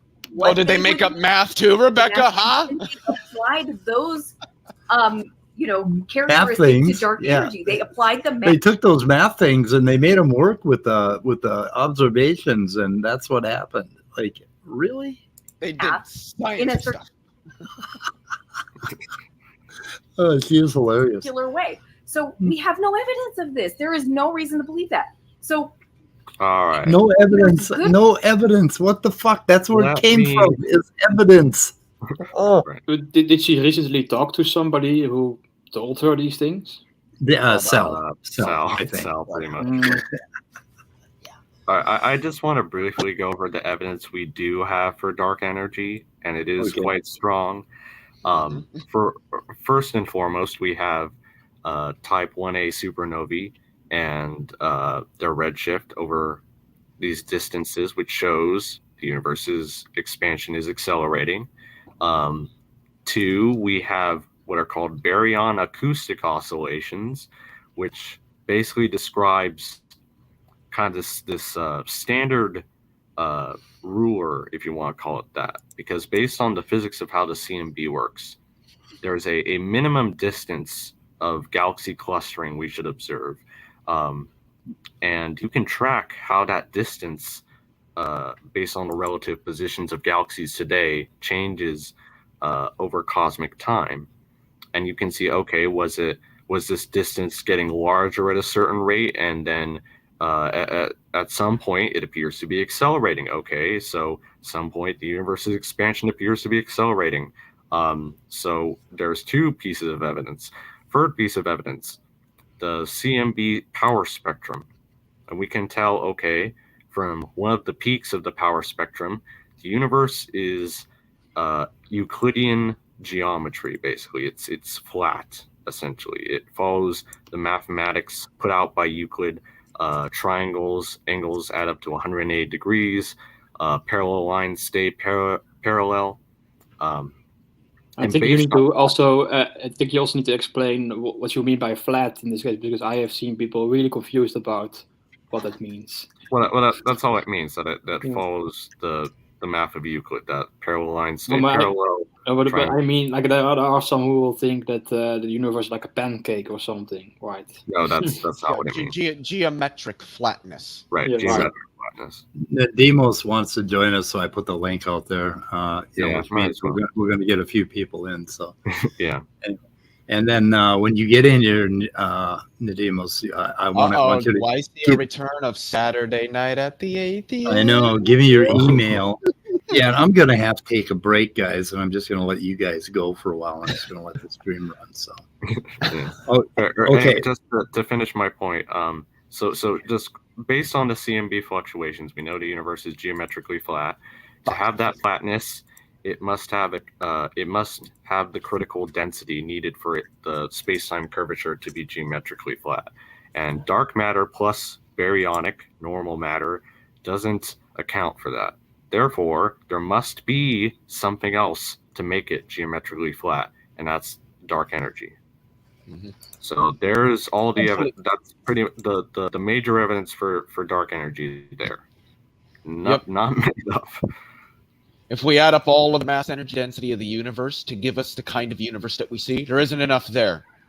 In fact, we'd get like something like about 30-something% without the remaining roughly 30-ish% without dark energy. Right. The So, demos, yeah, it's a big part of our universe. could you put your I have a question. Like, why does the universe become non-flat if you remove some of the matter or energy contained in it? Kind of how the critical density needed for it to follow these geometric rules. If it's just how it's defined. If it's below that, then it's not following those rules. If it's above that, then it's also not following those rules. So it's essentially general relativity. The geometry that space-time has, both locally and globally, is going to be given by its mass energy density, either defined locally or globally. And to get a universe where there's because effectively it's not. At least this is what I've heard, is that the universe is geometrically flat, but that's really globally it's flat. What this means is that all of the when we say it's flat, it doesn't mean that it's a literal flat thing geometrically. What it means is that all of the positive energy and all of the negative energy, when we add them up, cancel out to almost exactly zero. And the only way we can get that is if we have dark energy. We have to have more energy than what we can actually see and measure. And I mean, not really with dark matter, but that we have to have that if in order to get a universe that has the geometry that we know that ours has. I have a follow-up question. You mentioned that there is a positive and a negative that cancels each other out. So the positive is the energy that pushes and energy that pulls is the simplest way to put it. All the energy that pulls added up against all the energy that pushes, and it comes out to almost exactly zero. What are they? Is a dark energy, dark matter, and a baryonic matter pulling or pushing? Or well, baryonic matter would be pulling. Dark energy would be pushing, I believe. I think. Don't quote me on that. This little shit's behind my monitor. Anyway, we have two. Go ahead. We have two timestamps left, and we could actually make it through an entire video. Do you want to go for it, or do it? And then everybody can jump in. Okay. Yeah, let's do that. Okay. So thanks everyone for joining. We're almost at the this has been entertaining. Second to the last. So let's see. Reasons to believe that the Big Bang has failed. Okay. Another thing is that it did not follow the predictions when they made the Hubble telescope. They did not expect to find galaxies that far out that were so bright. Oh, okay, never. I think we can just skip this because basically just repeating Sal again. Okay. Galaxies. Well, let's go to the last timestamp. Yeah. As we heard in the earlier article, we had one of the scientists saying she's up at 3 a.m., middle of the night, wondering if all that she's been working on has been wrong, and like it. That's every scientist. So, was that it? Are we done? Or yeah, pretty much. Yeah, I forgot. It's just like I said, a lot of repetition. But if you don't think every day that you might be wrong, you're not a scientist. Right. Yeah, that's a good point. Anyway, okay. That was the video. That was fun. Yeah. By the way, I've linked tons of stuff in the description, all the papers, all the articles, pro and con, and everything Otangelo put out there, and including the original Panic paper and a whole bunch of other things. So, awesome. All linked. So if you were curious, go check that out for yourself. Prove me wrong. We can always count on Speed to be a little miniature RJ Downard. Yeah. Miniature, yes, definitely miniature compared to him. I've never seen somebody that just knows the sort it's insane. That dude has got a bank for a memory. I swear to God. If anybody does not own The Rocks Were There Volume 1, it has 300 pages of references on it in like a 1,000-page book or something like that. Mm-hmm. It's unbelievable. The man is a walking library. So anyway, okay. Go ahead, guys. Hey, Debunk. Hello. Whoa. Hello. Who was that? Was that Debunk? Yeah, it's me. Hold on. No. I think it was Nitty that was a little staticky. You sound like you're coming from the 1950s. Oh no. Oh, you are from. Yeah, it's still really bad. seems a little staticky. Really bad, yeah. Must be all that dark matter. Is that a little better? Oh, Yeah, it yeah. is. Awesome. There we go. Yeah, my Yeti must be on the fritz at the moment, but I saw my mug on the screen, so I was like, oh shit, what did I do now? Oh, I love when she said, I really don't know anything about this, and maybe I shouldn't say something, and you said don't or something, and it was like, holy shit, that was wonderful. That's a clippable moment. Thank you. Oh, I live to give you guys content, you know. By the way, if you want to see a really, really funny video with featuring our good friend Donnie and our other good friend Jan struggle to answer a very simple question related to their young Earth creationist worldview, then tune into my channel tomorrow at 3:00 p.m. Oh, Central yeah, Standard yep. Time. I saw that. Or you know what I mean. That should be fun. You have something? Okay, I'm going to link that if I can find it, Leo. It's on your channel? You should, you'll know it by the title. Okay. Oh, and also, I may have asked this question before, but I don't remember exactly. But I've watched Sabine Hossenfelder's videos often, and she also has a video on dark matter.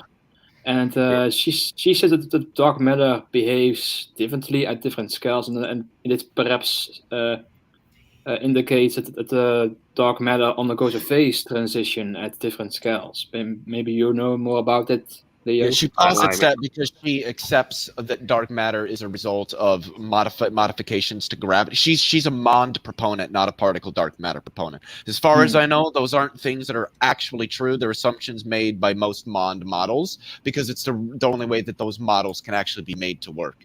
Now, if there are observations that confirm that, then I just don't know about them. But I mean, obviously, I don't examine all of the professional literature the way that a professional does. Is there a teleporter here? No, there's not. Did you want to say something, Deepak? Yeah, I actually just wanted to correct the record a little bit, to be fair to poor Tangelo, because I don't. Maybe you guys didn't catch it, but what happened was he linked what was a popular press article about some research. You know, it was a little bit about like, well, I mean, in the like, you know, the headline was very misleading, right? The headline basically said, yeah, physicists have broken the speed of light. And so, yeah, I mean, the article itself isn't that much better, but there is a point where they clarify exactly what they mean. It's more of a perceived effect than than the photons actually moving faster than the speed of light. Okay, so he's talking about a popular article, not a paper. Exactly. Yeah. Sorry, Otangelo. Basically, Otangelo's method of research goes like this: step 1, Google, did physicists break the speed of light? And then step 2, find an article that says did physicists break the speed of light? Basically. And then step 3, conclude that physicists broke the speed of light. It might not be that far actually from what the thing to note about the creationists, when they come up with a cherry pick quote like from Jerry Coyne or whatever, you will invariably find that quote came from an evolution news or creationist site, and they never even bothered to look up the original paper. And I have to go out there and find the goddamn thing and read it and find out that they were all wrong about it. He did it with the Davidson thing yesterday. That actually came from a creationist site, not the original paper. But I read the damn paper this morning, and the paper doesn't support a fucking thing Otangelo said. But you know, part of the problem, at least, is like popular science writers can be so bad, right? Like they just want that gimmicky headline, so they'll say anything. Right? They'll say like evolution turned over by like new finding or something. Yeah, they love that shit. And that's the thing we need to point out is that it's not just overturning these findings, but a lot of these papers are actually retracted over time, and a lot of people don't know that. And that's something we need to point out. It's not all of them are getting published. So a really funny story is Little Peepee, you know, logical, plausible, probable, whatever. About 2 years ago or a year and a half ago, he came up with this whole thing that the whole mammalian tree of life had been completely turned inside out, right? And he quoted this news article, which I went and searched out. And I found the news article, and it was like done in a bar, where the interviewer, the popular science writer, interviewed a scientist who did this. I forget what it was exactly. Something to do with ribosomes or something. But he came up with these. No, it was microRNAs. Yeah, microRNAs. And he came up with something that looked like it turned. It really changed the tree, the mammalian tree of life, right? And then, before he published, I reached out to the scientist himself, and I said, "What is this? What's going on?" And he said, "To make a long story short, I was wrong." And he said, "I almost lost my job over that goddamn article." Wow. and Maddox still repeated that just a few months ago again. Even though I put it out, I had the scientist himself saying, I was wrong.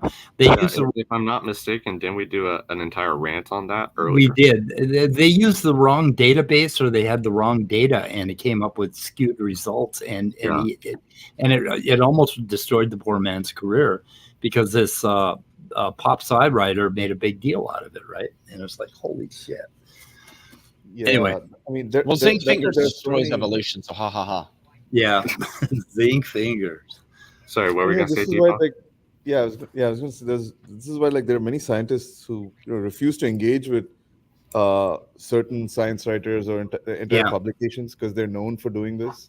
Yeah, right? And they just don't want that bad rep in their field, right? This guy's name was Elias or something like that, and he's really particularly bad. He had a whole bunch of stuff where he did the same thing. I actually want to make a plug for a publication or whatever that does it really well. I think. A Quanta Magazine. It's only online, and it's completely free. It's supported by some sort of millionaire philanthropist who just funds what they do. So that means that they don't have to chase headlines or anything. They just have these long, really in-depth articles about cutting edge physics, math, and biology. Nice. It's amazing to read. They go into so much of the details, but make it accessible. It's amazing. So that's what we need. That's Quanta Magazine. Yeah, QUANTA magazine.org. Okay, Quanta Magazine's really good. I just found it. I've read some of them. They're pretty good. I'll put that in the description. And that's unfortunately the exception to the rule. Pretty much, yeah.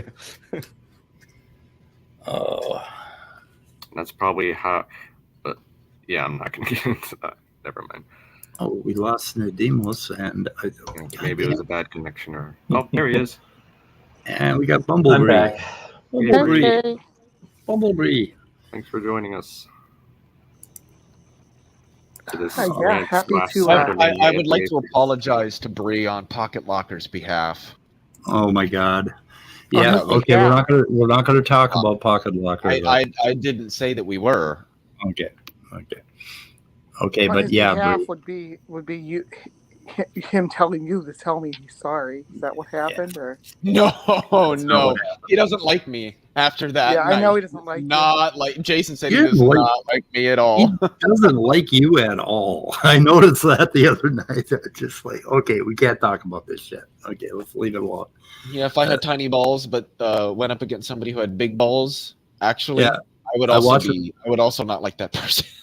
I watched my community turn into Praise I Am for about 20 minutes there, and I had to fucking look away. It's like, come on, guys. Yeah, let's not do this. Let's not do this. Yeah. Okay. So we're going to wrap it up, or what do you want to do, Speed? I don't know. What do you guys want to do? Here? What the fuck? What do you want to do? Yeah, I just got here. You're going to wrap it up? Oh, yeah. There's some people got here. Yeah, that's okay. When midnight pops in, we'll shoot it in the head. Okay. So I guess I do want to keep it on topic, sort of, but what do you guys think of the review so far? What are your thoughts? I can't pronounce. I'm not going through all this over a fucking to me, it seems clear that Rebecca isn't really familiar with the topic, on her own research. It's pretty clear that somebody is feeding her these things. Yep. And that's very disturbing to me, that somebody is misinforming her. And I think Cell is a lot of it, and it's really horrible. Did you guys review the part where I basically got at why she gravitates and is so staunch on this position during that conversation? Which part was that? Sorry, where I was like, where I played a Pine Creek, and I'm like, if Genesis 1 and 2 didn't seem to indicate that the Earth was young or created at a specific point in time, because I reviewed the original Sal video, so I don't know if Sal included that part in his video. So sorry about that. Yeah. But no, maybe, I thought and she just conceded that she would probably believe like the universe was old if Genesis 1 and 2 didn't exist. So that's basically why she gets on this horse and is like, "Ha I have the data. You gotta believe like this." Was that ever in doubt that was the case? Right, but I got her to actually just say it out loud, right, and put those things together for myself too. Oh yeah, right. I can see that, to make sure that it isn't like these things are kind of really interconnected for her. It's more that this thing is more important here, and whatever backs it up is what's going to get brought to the front as the peg for the tent. What's going on with my cap? What is going on with your cat? Huh? Anyway, so that's that. Bree? I was just curious, but yeah, I really love that you put all the papers and the research to kind of unravel the and thank you, Speed, for doing that. Yeah. So thanks. I'll be consulting that myself. I'm really digging the stuff you're doing with the just breaking down each and every little aspect of the claim, especially about the James Webb stuff. That I think you went a little bit more into that tonight, but the other night when we were talking about it, I was really enjoying getting some data. Where is that? What channel is that? The James Webb Telescope. That we were here, right? It was on this channel, wasn't it? Yeah, I think it was yesterday. The weather report yesterday, right? Oh. Yeah, come on, get the channel right. Get the channel right when it's my channel, guys. Come on, okay. But they were looking at. There was Sal brought that stuff up, didn't he? Yeah. About the James Webb overturning the James Webb overturning. Are you talking about what Otangelo was saying? Is Otangelo out there saying that tonight? He was here yesterday. He's here tonight. Oh, does Otangelo have me unblocked finally? He's everywhere. Otangelo is everywhere. Yep. Because I can see Otangelo in the StreamYard chat, but I can't see him out when I go out into the YouTube. So it's because he has you blocked. Demeter just popped in. If you can see somebody in the StreamYard chat, but you can't see them in the actual YouTube chat, that means they have you blocked on YouTube. Yeah. What is Otangelo now saying about Einstein? Who knows? Who cares? I think he's basically arguing because these famous physicists didn't like it at first, therefore it's wrong, or something like that. Because Einstein knows everything, which I mean he was a genius, but he didn't like a bunch of things wrong. I don't know if I would myself. I know that Einstein didn't like quantum mechanics, but I don't know what his opinion was on like the Big Bang model. I don't know. He actually didn't like a non-static universe idea at first, but he did actually change his mind after Hubble discovered the what they thought was expansion. There's an idea for a panel, guys. We could all come in and talk about theories or hypotheses that turned out to not be true that were disappointing to us. Yeah, I was disappointed about the Big Bang myself when I was a young man or a young boy. I'm not sure when I first run into it. I didn't like it, but got to live with it. Yeah. Yeah, like all through my childhood, it was they would always say, "Oh, the megalodon died out 12,000 years ago." I'm like, "Oh, that's so amazing! The shark just lived that recently." That there were people, in canoes and stuff out there when this thing was alive, and it got debunked. Like Otangelo has a sock account where he has no Tobby blocked. Okay. I don't know. Tobby. No Tobby. So he has. Can you give me here on this account? I have Notabee blocked. Notabee? It's nobody. It's nobody. Yeah. You don't have any blocks, though, Tangelo? Okay, but you don't need a Rancho, Tangelo. You can just post on that account without a wrench. Use your other account to post things. Try blocking me and unblocking me again because I still can't see you in the chat. Well, try refreshing your page. Did you refresh your page, Bree? Well, I'm on my phone, so I can't go back to YouTube because I linked from there. Well, Tangelo, I ran out of wrenches again, so I gave everybody a wrench, so I ran out. Even Those wrenches are expensive, you know. I know. Even Stephanie Trenton has a wrench on this channel. I mean, my God. I give them just to everybody, except for Danny. Okay. So if we want to quote Einstein, I found a letter that he wrote to someone that importuned him to read the Bible. Oh, okay. And here's his response.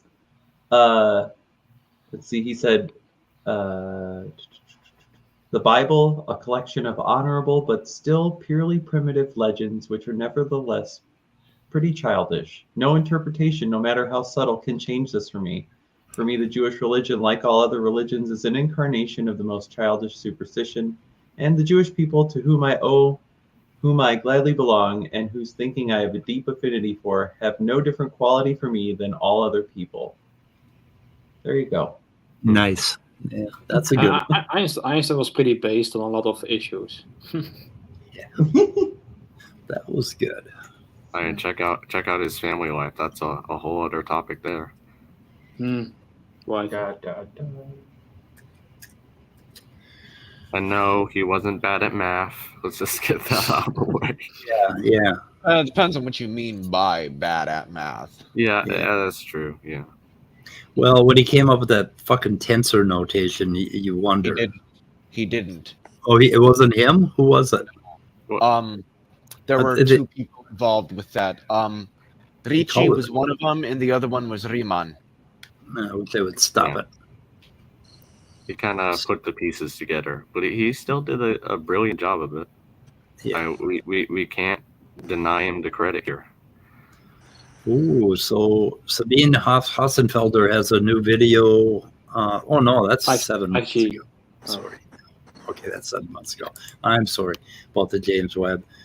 Big Bang, Big Bounce, or Black Hole. Did the Big Bang happen 7 days ago? So that's Sabine. Yeah, that was her response to this. I like her stuff. Brian Lerner thing. You mean Eric Lerner? Yeah, Eric Lerner. Why do I keep saying Brian Lerner? I don't know. I'm hearing James Lerner. I'm hearing Brian. Yeah, nobody gets his name right. I think there's a reason for that. I don't know. Did the Big Bang happen? So Sabine has a video on it. So everybody has a video on it. Anton, I'll put that in the description too. But anyway, you guys got to keep things going here. I got to go make a phone call. Did you guys see that King Crocoduck is back making content again? I did. Cool. Had a little panel going the other night. What was I hadn't seen topic? them. I mean, he puts out little videos every couple of months, but nothing. Doesn't he have a debate big. coming up or something like that? I don't know. When Speed comes out, maybe we'll go pop over to his channel and look and see what he's got going on, since he's apparently back making stuff. He was. Thanks for coming on. Who did we lose? Oh, we lost Nadimos? Yeah, he said that he had to drop out. Like a while back, King Crocoduck basically made videos like on postmodernism or something. Like what is he doing now? Boy. Yeah. Or is he doing the same thing? Well, what was the video about? First. When I looked at his channel, I was it popped up on my feed that he was live, and I had never seen him live before. It's the only time I've ever seen him doing a panel. They were talking about, I believe, astrophysics. I don't know if it was this Big Bang paper or not, but I don't even know. You can't even call it a Big Bang paper. It's just data right now, isn't it? It's just data. We don't have a paper yet. Yeah. Hey, can I say just one thing? Somebody that we've talked about before that I won't mention is streaming the review of the debate that he did right now, cracking on everybody. So I'm just letting you know. Oh. Yeah, I'm just letting you know. Damage control. he's totally trying to do damage control. It's a good thing we're not talking about him. All right, fair enough. Anyway, I didn't. I'm not mentioning anybody's name. So anyway, okay, I'm going to be gone for 5 minutes, so I don't know what the hell you guys are going to talk about. I'm going to take my headphones off and make a phone call. I'll be back. It'll be all right. Yeah, you're on your own. Leo, you be good, Leo. Why would I not be good? I don't know. I left you and Danny alone one night, and I had to fucking delete the stream. I don't remember that one. Oh my god, I'm glad you don't. You were drinking a little bit. You were probably blackout drunk, but I've never been drunk on a stream. Let me tell you, it was amazing. Okay, I don't think I've ever been drunk on a stream. Okay, there was something about hammocks and fucking Vaseline, and I have no idea what else you guys were talking about, but it was brutal. Be good. I'll be back. See you guys for 5 minutes. Hey, Jason, thanks for joining us. So did you happen to catch any of the earlier stuff? I'm just kind of poking around everyone who comes in here. I think you're muted. Sorry about that. Yeah, I watched some of it. Frankly, were you reviewing that? I saw you doing the Rebecca review with Nidamos. You were talking about Big Bang. I forget what you guys were reviewing before. So we were reviewing Sal, who was reviewing this article, which was basically a review of this. Wait. Hold on a second. Hey Jay, why are you sniping the stream, dude? Sniping the stream. Stream snipers are bitches. Stream snipers are bitches, man. You can't make your own content. You gotta be coming over here sniping the stream. Yeah, I'm watching you snipe the stream, motherfucker. So. Wait, he's sniping this stream? He was just a second ago. He's lucky we don't stream RuneScape and we're not PKers, because he would be oh my god, I would NH the shit out of him in the deep world, and I would take all his fucking stuff. I mean, you don't get stream. Yeah, they don't take kindly to stream snipers. I'll tell you what. So, he stopped doing it. I don't know what he was doing. Now he's watching something else. But he was watching this stream. Yeah. So. I mean, I'm not, but yeah. Well, I was about to get a bit pissed off there, because me and Speed put a bunch of effort into this video so far, along with other people who have joined us here. Like, if he's gonna snipe it, I'm gonna take that to heart a little bit. I mean, Speed could file a copyright complaint if he wanted to. He's not going to do that. That's true. Yeah. Well, if any of us reported the video, it'd get taken down right now. Yeah, exactly. And until he stops streaming it, and then they. Actually, for anytime I stream now I have his stream up, because he's notorious sniper. So I got the YouTube, copyright complaint form ready to go to file it. Because not that I give a shit. I mean, because actually sniping the stream probably get more people to look at my stream anyways. But it's just annoying, It's like, dude, he just wants to snipe, and it's about the ethics. Hold the standard of it. What Angelo is saying that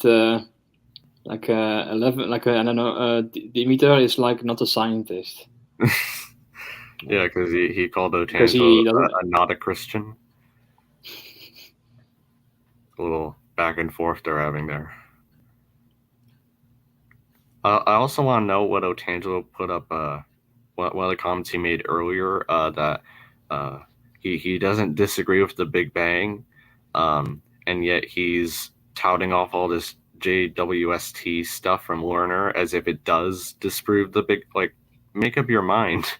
He doesn't know how to determine between the Big Bang happened, so I can run the Kalam argument, and the Earth and the universe are both young. That's what it is. He doesn't know how to. He can't square both those off. Yeah, it's the meme with the man deciding to push one button or the other button. Right. When Jay was on, he's showing his search history, so he's on YouTube and he's searching for things, and at the very top of his search history is Jason Torn. I'm like, dog, I'm in your brain, man. You gotta not worry so much about me, man. Who gives a fuck about Jay? Who gives a fuck about Jason Torn, man? You gave him constructive criticism. You were a friend to him. From everything, all your engagements I saw up until he started getting pretty toxic there, you were a friend to him and saying, "Hey, I think you did badly. I think this is why." Thank you. That's what I thought too. That's what it was. Like I said earlier, Jason, he can't take. I don't think he can take criticism. I think it got under his. It is what it is. If people want to say, "Hey, look, this is what I think," you don't have to change. But I figured because you're somebody that I admire, I'd let you know what I think, just because we like each other. And he just didn't know how to take it. As much as I'd like to talk about this, I do want to respect Speed's wishes and not talk about it. Fine. That's fine. Let's talk about something else. Yeah, that's fine.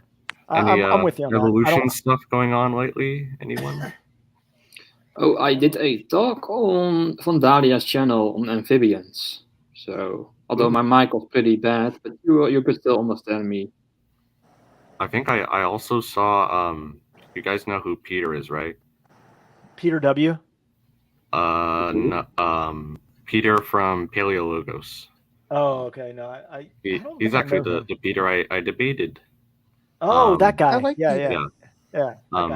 So I found it funny. I saw him. I didn't watch the video yet, but apparently he's calling SFT and Hovend out on some basic geology mistakes, which I thought was funny.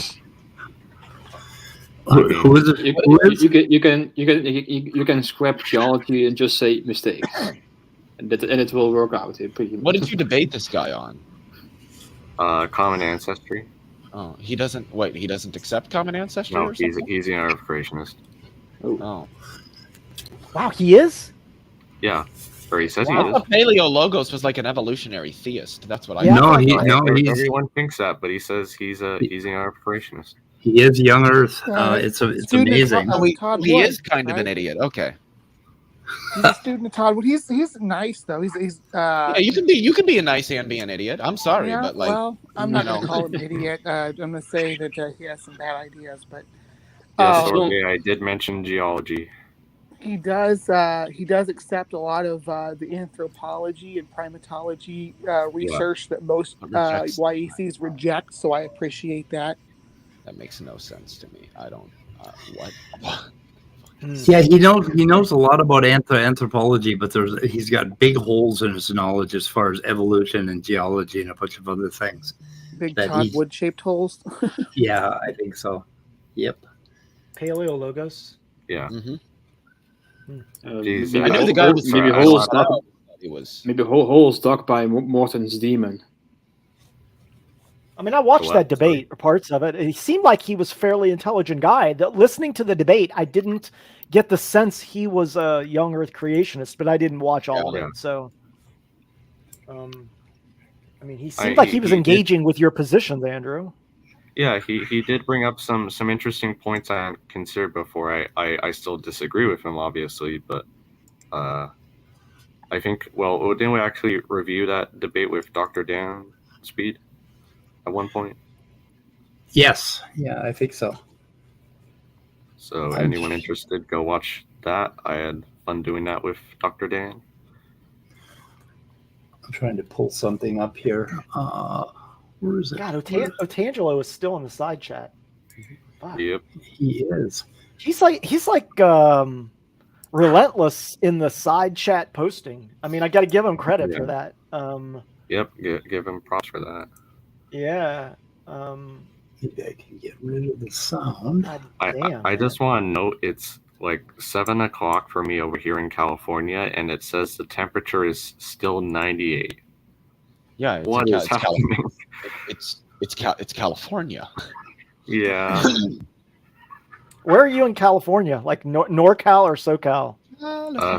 Southern California. Southern California. I figured as much from the. It was 96 degrees. Video is sideways. I know. You see what I got going outside here? You can hear them out there fighting over the. I think there's about 31 or 32 of them out there. What? Is that live? Huh? Yeah. Well, no, I just filmed it about 3 minutes ago when I was gone. He almost grabbed my phone. Wait a minute. Do you feed them on purpose? Yeah, I do. Yeah.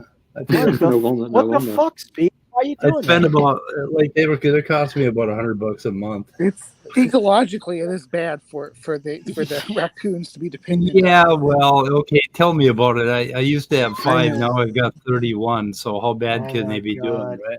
I mean, you're like this dude. Well, there's another dude on the internet that does this. He feeds them hot dogs. Hot dogs, right? Yeah, but he's got like 40 million views. He can afford hot dogs.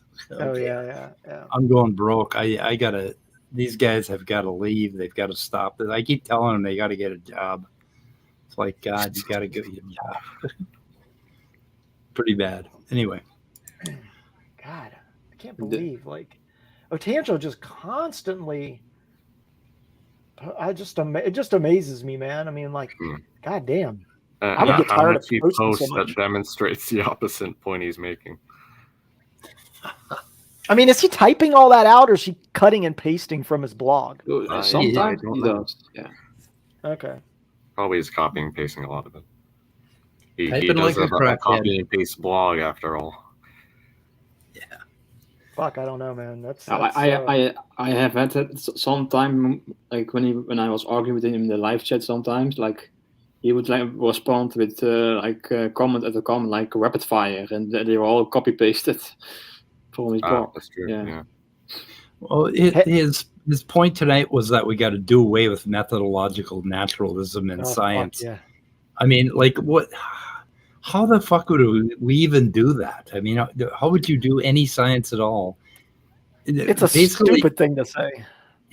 Every paper would just say, well, last Thursday, everything was just created the way it turned out in my experiment. And that's it. No, we've done away with methodological naturalism. I personally believe in 5 minutes agoism. Yeah, 5 minutes agoism. I mean, I thought that. I would like to propose the theory of 4 minutes agoism, just to mix things up a little bit. No, it's all about 2 minutes agoism. You made that up, Bree, just to make the math work. You made that up. Yeah, that was my rescue device. Yeah, it's your have you ever seen the picture where you have two guys looking at a board on the wall with the equations, and then in the middle it says, and then a miracle occurs. Yeah, I know. Yeah, I think you need to do a little more work on step 2 or something like that. It's right. that is a classic, absolute classic.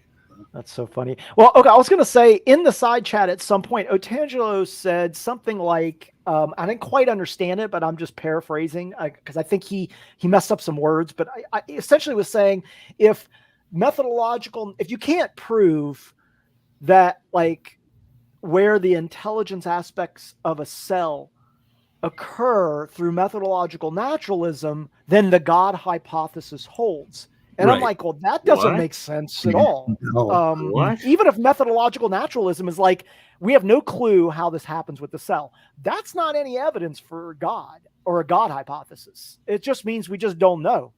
So I didn't. Again, I think he's mistaking metaphysical for methodological naturalism once again. Maybe so. Okay. Yeah. Well, at this point, it's part of it. Been explained to him probably literally a dozen times. I'm not even. That's true. That's true. I mean, I had this direct conversation with him, so it's probably 5, 10 times. That conversation with him is really frustrating. I've had several conversations, and it goes nowhere. And I've seen stuff from many years ago where people had the exact same conversation with him, and they're explaining the exact same things, and it doesn't go through him. I don't think LPP has quite the record Otangelo does, but I think it's a bit similar. He's pretty good. The thing about metaphysical physicalism and metaphysical naturalism, is that they are primarily they add on this thing that everything has to be natural, and they add on this element of certainty and absolutism, which I think are primarily religious ideas in themselves, right? Yeah. So my what I came up with is propositional physicalism. Okay, all propositions interlock, and interleave, and there's a network of that you build your epistemology on, and at no point do you have to claim. What in the fuck is going on over here? Hang on a second. I had a cat. Oh shit! Oh, a raccoon and a cat are in Mortal Kombat, perhaps. Oh, it's one of my bigger cats is finally pushing back on the little guy a little bit, and he had him down. He was biting his belly. oh. And the little shit deserves it. He has been terrorizing my cats for 3 weeks now.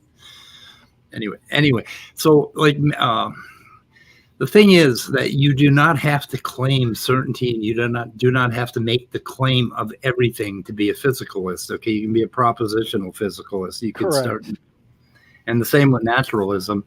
And the reason we do methodological naturalism is because it's the only thing you can do. Yeah, exactly.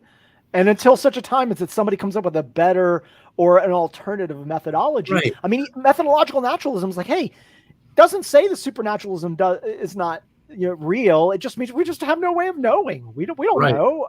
And if you assume there was a natural explanation, you can say, okay, let's test, let's do research, let's do this and such. But if you assume supernatural, then you're stuck. You can't move. You can move further. If you can use intelligent design, or you can use God did it as an answer, then you can also use an infinite number of other excuses, and you could just basically make up whatever in the hell you want. You can also come up with a natural explanation for X, Y, and Z, and all these different things. But like Jason was saying, but you at some point someone could still come in and say, oh, but have you considered this thing which might be supernatural beyond your reach still? So like you were saying, it doesn't preclude the supernatural. It just says everything we're investigating so far has a natural explanation. Oh, we just started talking about philosophy of science, and look who is in the live chat. Yeah, exactly. Danny. Propositional and propositions are usually Danny no, I'm talking about proposition physical. Wait, hold on. I'm confused. When propositions are taken to be abstract and non. Okay, I kind of seems like. I've never heard of propositional naturalism. I didn't know that people thought propositions were like physical things that existed somewhere out there in the world. Okay. Yeah, but if you say that like propositions are abstract and non-physical, does that mean they're not they're not explained through naturalistic processes? They are. I mean, you could say that even if you said like an abstract object, like a square, like couldn't we say that it's a manifestation of your brain, and the brain is natural? So I think it means. I feel like it's just what it means is that like propositions aren't like a physical thing. Yeah. Correct. Yeah, and I guess like a metaphysical naturalist would say that there are only physical things, or a propositional physicalist, or whatever you were saying, Speed. Yeah, right? and it's always and it's always a position that's forced on physicalists from outside of themselves, right? It's forced on them when they're arguing for it. It's basically a way to argue against physicalism, is to force the physicist to make a claim that the physicist or physicalist had not made or doesn't want to make. So I came up with propositional physicalism to say that I am not going to make that claim. You're not going to force me to make that claim. I don't need to, because I don't fucking know. What claim? That everything is physical. It's like, that doesn't even make any damn sense to say that everything is physical. It just doesn't. It basically reduces to everything is. It's like, what the hell? So anyway, that was my pushback. It's like, no, I don't have to make that claim. Physicalism is something that it's an epistemology that I put into my lived life, that I have found nothing supernatural anywhere so far. And thus I am a naturalist and a physicalist, because I have no reason to think anything else is true. And that's it. It's as simple as that. I don't have to make claims about the whole fucking cosmos, right? I don't. Kind of what I meant. Oh my God, we got to ban Germania. So wait, you're saying that you take more of like an epistemic attitude, like you just don't know of natural things, but they could exist. Like you're not making an ontological claim about them. It could happen to me at any moment. I could walk into my bathroom and the entire space-time fucking laws of space-time all went to hell, and I ended up dissolving into fucking whatever have that could happen, but it hasn't happened yet. So I have no reason to have any empathy for that position, right? Because I'm a naturalist in the ontological sense. I don't think anything exists that's non-natural. Yeah, I really don't think, but I don't need to make that claim, and I don't need to defend that claim. I think what I'm saying is, okay. I could be with you on that to a degree. So, oh my God, we're gonna have to ban Gur. Gotta get rid Danny of Gur. says it seems like Speed's view requires that propositions exist external to minds. No, what? That's what he says. Yes, I don't know what that. No, I have no idea where you got that, Danny. I have no idea where you got that. I mean, when Danny said there are linguistic understandings of physicalism that all statements can be translated into physical language, that almost connects with what I was saying, which is that there's like some secondary or tertiary association with abstract objects or propositional statements, which are not physical, but they have a connection to physical aspects. So via that connection, you could say that propositions and abstract objects have a physical association. Similar, like I guess what he's saying is that all statements, like if I make a proposition, that statement, just by saying the statement, formatting it in a physical language, then it becomes physical. Yeah, that kind of touches on my scientism that, in principle, I believe that all things can be rendered into physicalism, right? Into physical statements. But in principle, and if you did that, you would miss so much understanding. I have a question, but I don't think Speed is gonna like it. Probably not. But can we perhaps bring Danny on, because we are now responding to his comments and going back and forth, and it's no, very slow. The link is pinned. There's no reason why Danny can't come in. Oh, okay. Okay. I can decide to engage with him or not, depending on what his weeniness level is tonight. And I don't know if anybody really understands about Danny's weeniness. Like, Danny can be very polite and very pleasant to talk to, and he's brilliant, and his stuff is wonderful and rational. But sometimes he gets to be a little dick. And if he gets to be a little dick, I'll either bounce him out or I'll bounce out, one or the other. I don't have to put up with it. Is that clear? Do you guys understand my position? I like Danny. I think he's brilliant. I think he's a fucking, his interviews are wonderful. I've watched him talk to theists and atheists and do really well.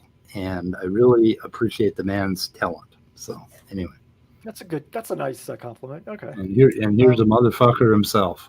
Ah, there he is. In the flesh. I like Danny's setup is nice. Yeah, it's better. It's better. Did you get a new apartment? Well, you're muted. No, he's not muted. He's just not audio hooked up. His audio is not connected. He's fixing his audio. That should be better, right? Yeah, we can hear you now. Yeah, I don't know why StreamYard because I have to log on to different accounts to get on here. But what did you? Yeah, the new setup. Well, an old roommate left about a year and a half ago, and I took his room, and my wife and I stream from here because she streams on Twitch. She streams the violin on Twitch, so this is our streaming room. So nice. But you guys stream. Yeah, you should check her out. But on Twitch, that is. But so about the physicalism stuff, I think most physicalists, I think Speed is right. On one hand, there are no people that have actually studied naturalism, physicalism, and all that stuff, and that kind of branch of metaphysics, they're not going to say physicalism is simply that everything is physical. It's something like everything is physical or is necessitated by the physical. Something like that. So there's usually some kind of conjunction there, because, for instance, ideas like the Supreme Court, right? Like that's a kind of thing that we would say there is a Supreme Court, but how many grams is the Supreme Court, right? Like, right. So the idea is that there's a set of states that's required, right, that necessitates the Supreme Court, and those states could be namely physical, and that's they want to say that that's not incompatible with holding a physicalistic view. What's the difference between physicalism and naturalism?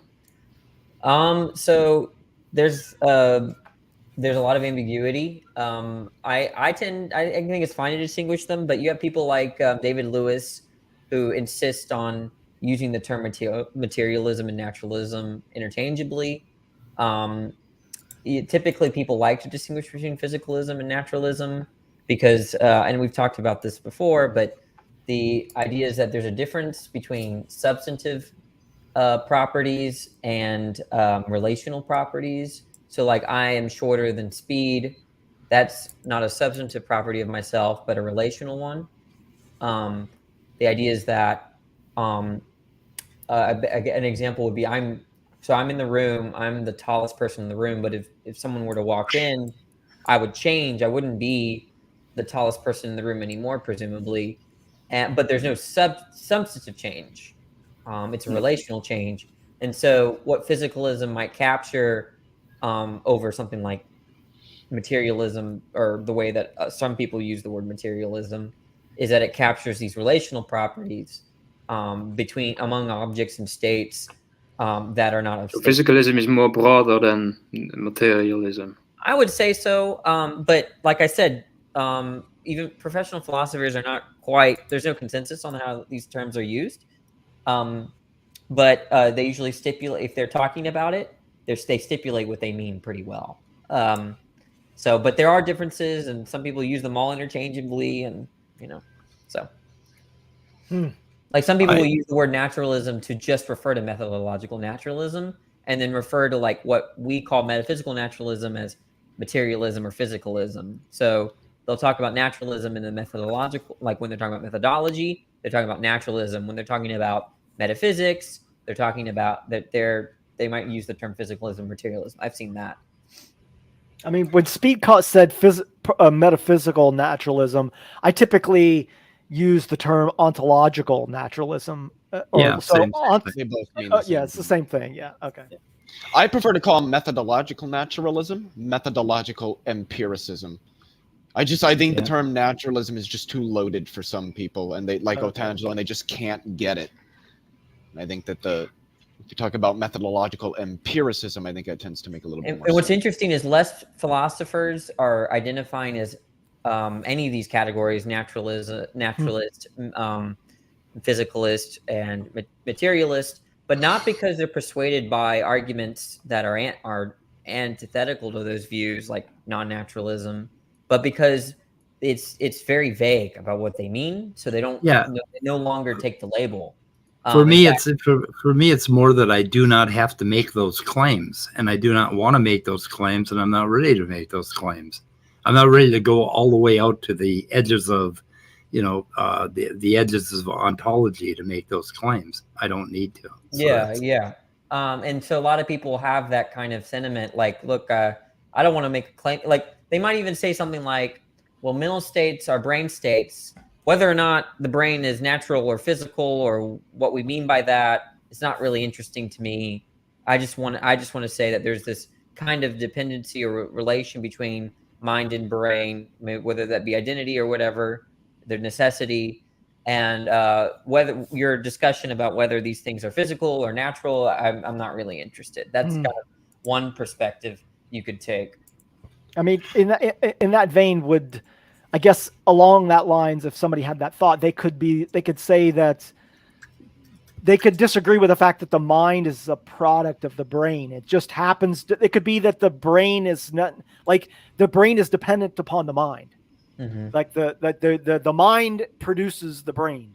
Right. And so under a lot of conceptions of physicalism, they would be a physicalist.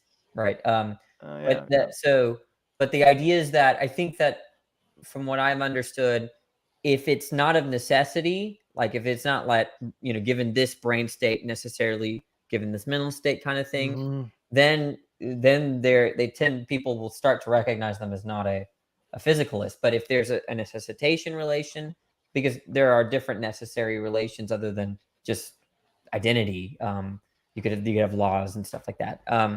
But the idea is that, as soon as you say, well, it was brought about by the brain, but it didn't have to be brought about by these brain states, then I think that's a big step away. But what about like what I was saying, whatever, is it like unidirectional? Like I could say that it's necessary for the mind to exist, for the brain to exist. That would not be a physicalist would not take that position. Yeah, because doesn't that sound like that might be idealism instead, going in the other direction? Yeah, I haven't thought about that. Usually it is directional. That's just because the way that Stolger wrote a book called Physicalism, and the book is dedicated on what this. Wait, who did? Daniel Stolger. So he wrote a book called Physicalism. And it's a very good book if you're interested in what this thing could mean. And Daniel Stolger, Dr. Daniel Stolger. This book. I think I have it here. You throw it in private chat. Yeah, this book. I read it for a class. It's called Physicalism. It's pretty. Yeah, I still don't know how to spell the author's name. Stolijar, I think. Stolijar. Yeah, I just put it in private chat. Yeah, pretty sure.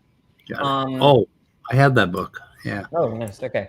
Well, yeah, Stolger. Anyways, I think what you make a good point, Jason, because the way that he says the best way to define, or at least get a working definition of physicalism is everything is physical or necessitated by the physical, and that kind of establishes a direction. Okay. Okay. So yeah. Hey, I don't want to derail things, but I woke up this morning. And I got from academia.edu, I got a link to download this paper by the one and only Evan M. Phillips from 2007. And most people know him as Nephilim Free. He wrote a paper. I got this from academia.edu, and I'm like, what the fuck? But I was wondering, what the hell are you showing right now? Really? Is that not? Yeah. Is that actually him, or is it someone that shares his? No, it's actually Nephilim Free, and he talks Academia.edu is not a peer reviewed or a published. That's not what they do. Oh. Yeah, even so, I'm still kind of perplexed. That's all. Yeah, I'm perplexed. Can I see what the title is again? Yeah, it's Reconstructing Ichthyostega. And he mentions he gets right into. I just got back. Did I hear Nephilim Free? Yeah, Nephilim Free wrote a paper, and somehow academia.edu recommended it.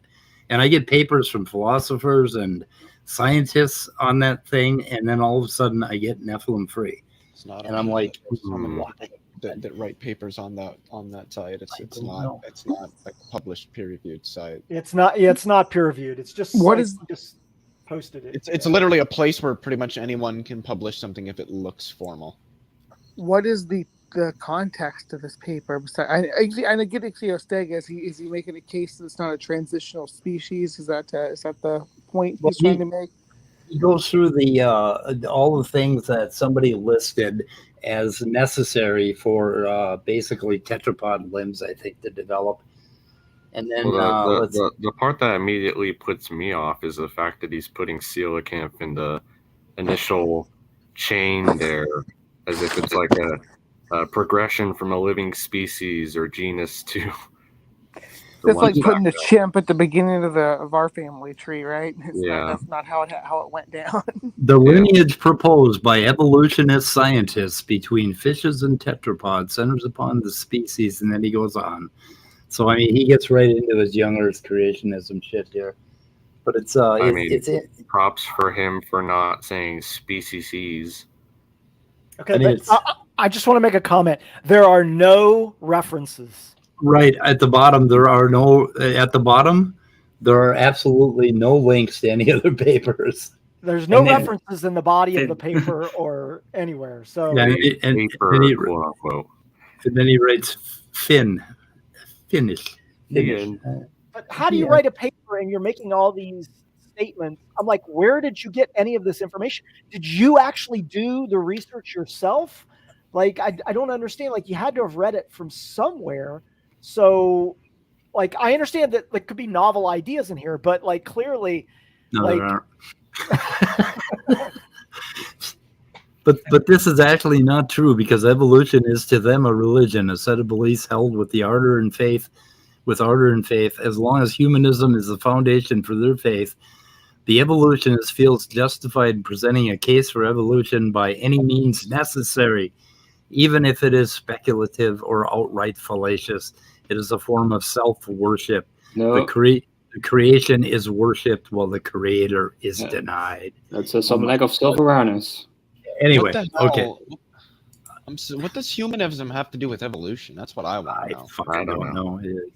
In their little minds, a lot of weird things happen. So anyway, okay. I'm sorry. I derailed.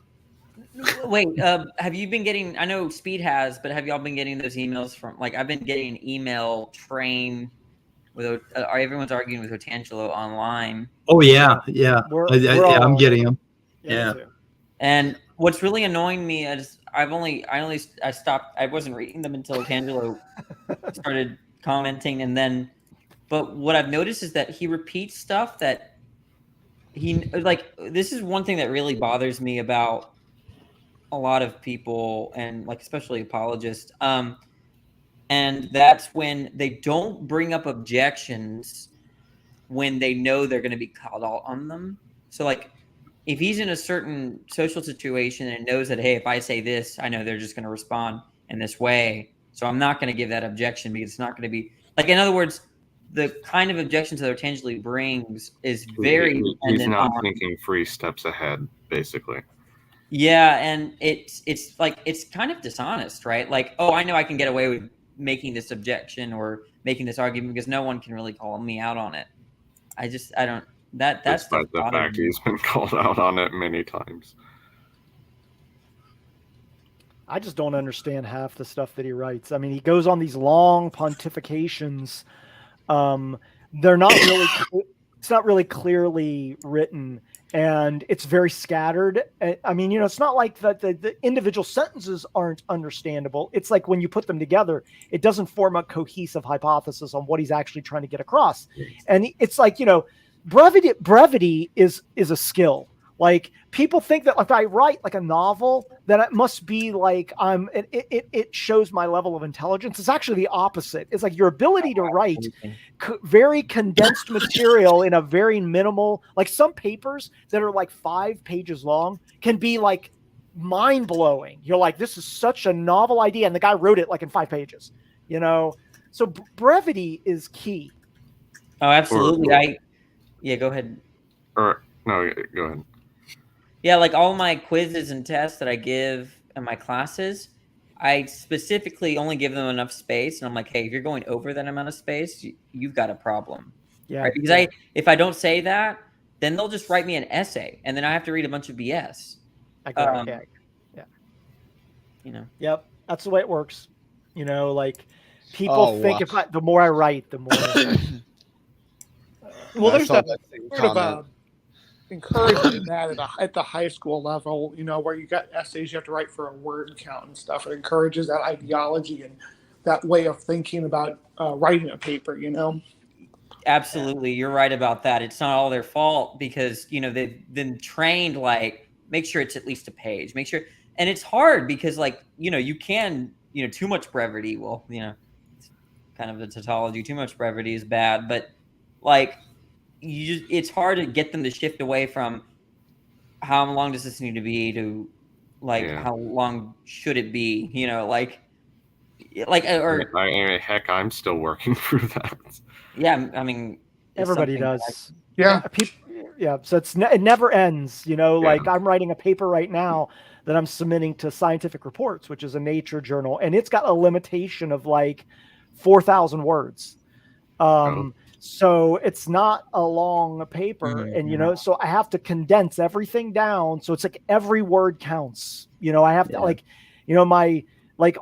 sometimes people use like they'll start a phrase with like it appears, or these words that really don't mean anything. They don't add any value to the sentence. Like a good like mentor will be like, just tear the fuck up out of you for those kinds of things.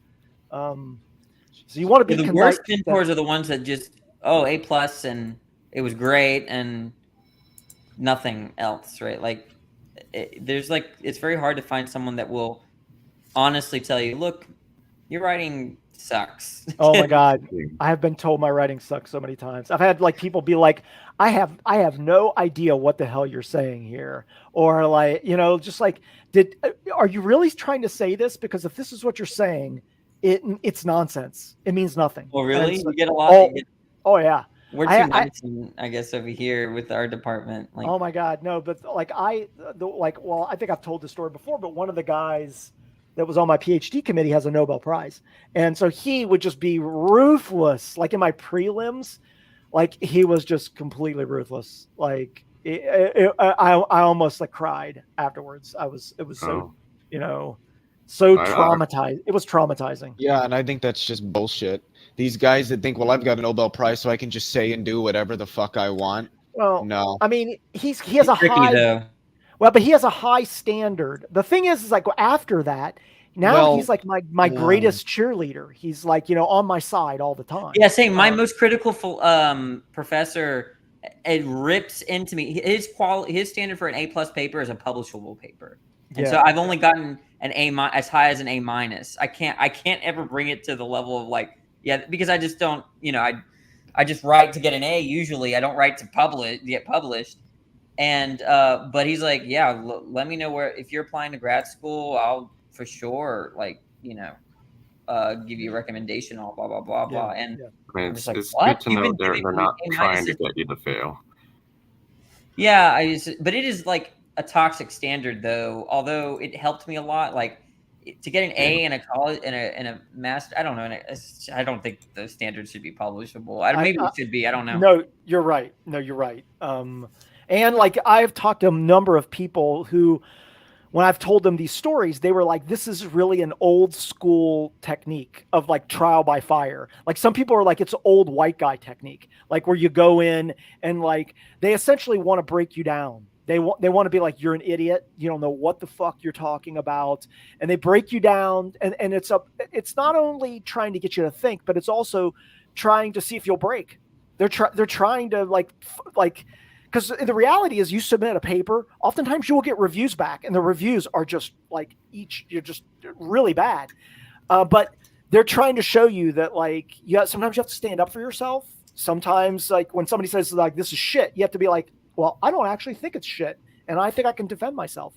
And that's where I agree. There's definitely room for that, but then like the power, like doing that, like I don't stutter. This is so ironic. I'm stuttering right now, but the most I've ever stuttered in making an argument like verbally is to the professors that I know. I need them to advance to the next level to either whether that be to applications or whatever. And I trip over myself because I can't be like, nah, that doesn't make any sense, or I don't know what you're talking about. That's right. Because there's a power differential, like you said. They have all the power. They have the ability, even if you were right and you were like, I think I'm right. I think I can prove myself, Dr. So-and-so. If you just piss them off, they could be like, well, I'm just not gonna recommend him. And then it could destroy your goals. Absolutely destroy your goals. So you're sitting there and I'm like, you're hearing the guy and it's all a bunch of gibberish and you just got to be like, yeah, okay, I'll see what I can do about that. No, I have this. My wife sometimes says like, I have this issue with my advisor, like where like sometimes he would say things I would disagree with, of which I love my former advisor now. Like he and I are great friends.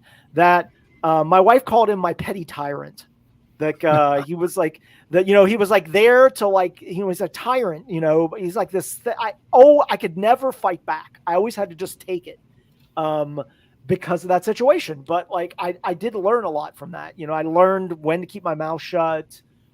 You know, Oh yeah, me too. Yeah, it's a valuable skill to have. But so. yeah, like he just tore me. Like this was last year. He just tore me. Like, yeah, this paper is a 7 out of 10. Can't get published. You know, bring it back to me in a week. You know, that kind of thing. And I wouldn't. You know, and then after all said and done, he after I finished his course, I took him twice. He was like, by the way, you know, because what's interesting is he's a law professor and he got his degree from philosophy. And Rutgers University studied under Colin McGinn, which is just, I don't know if you, Rutgers is top 3 right now for philosophy departments. Oh, wow.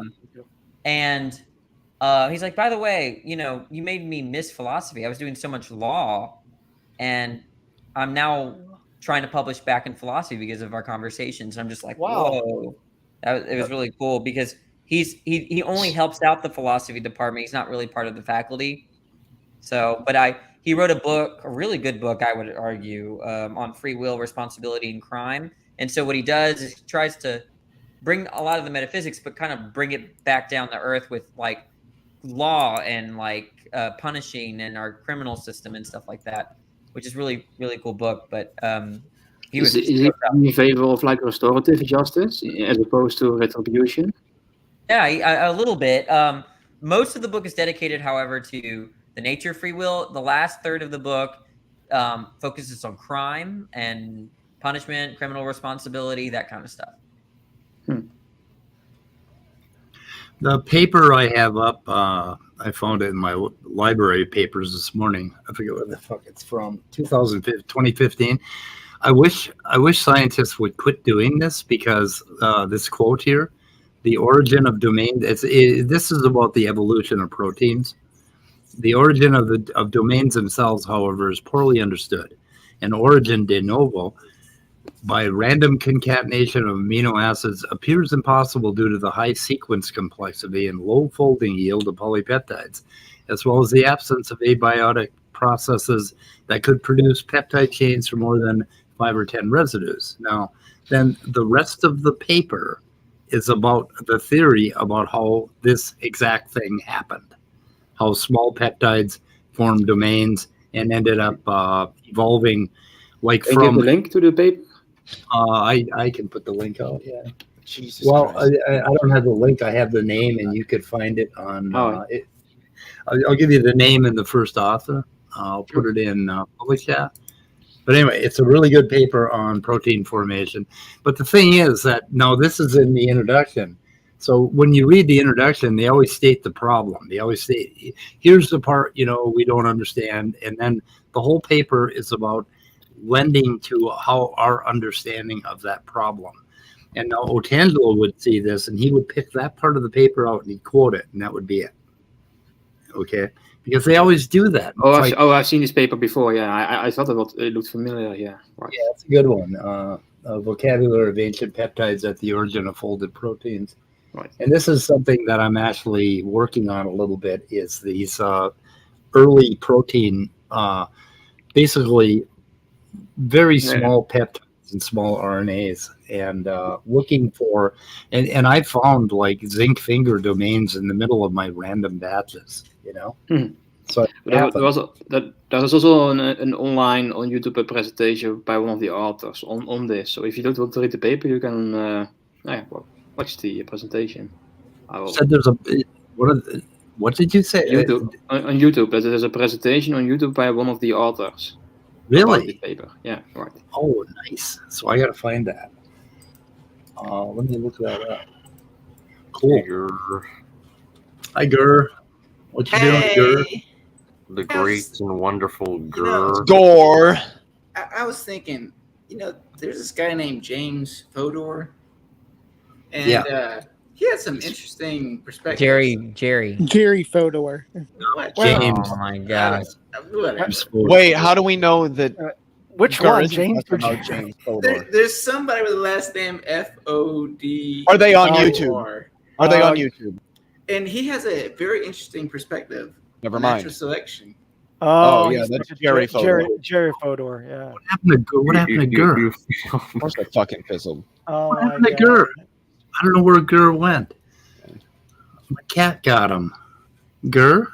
Oh, yeah, before Gur comes back, I want to say, Danny, you and I need to circle back to the natural selection topic because you gave me some quote unquote homework to review. Yeah. I don't know if you remember, but we were talking like we were talking about natural selection, and we're discussing that paper by Gregory that goes through like natural selection, and we were the scientist, right? Yeah. And you had posed several analogies. One of them was like the soldiers in the field. Like, am I killing the soldiers because of their color of their warfare selection? Correct. Yeah.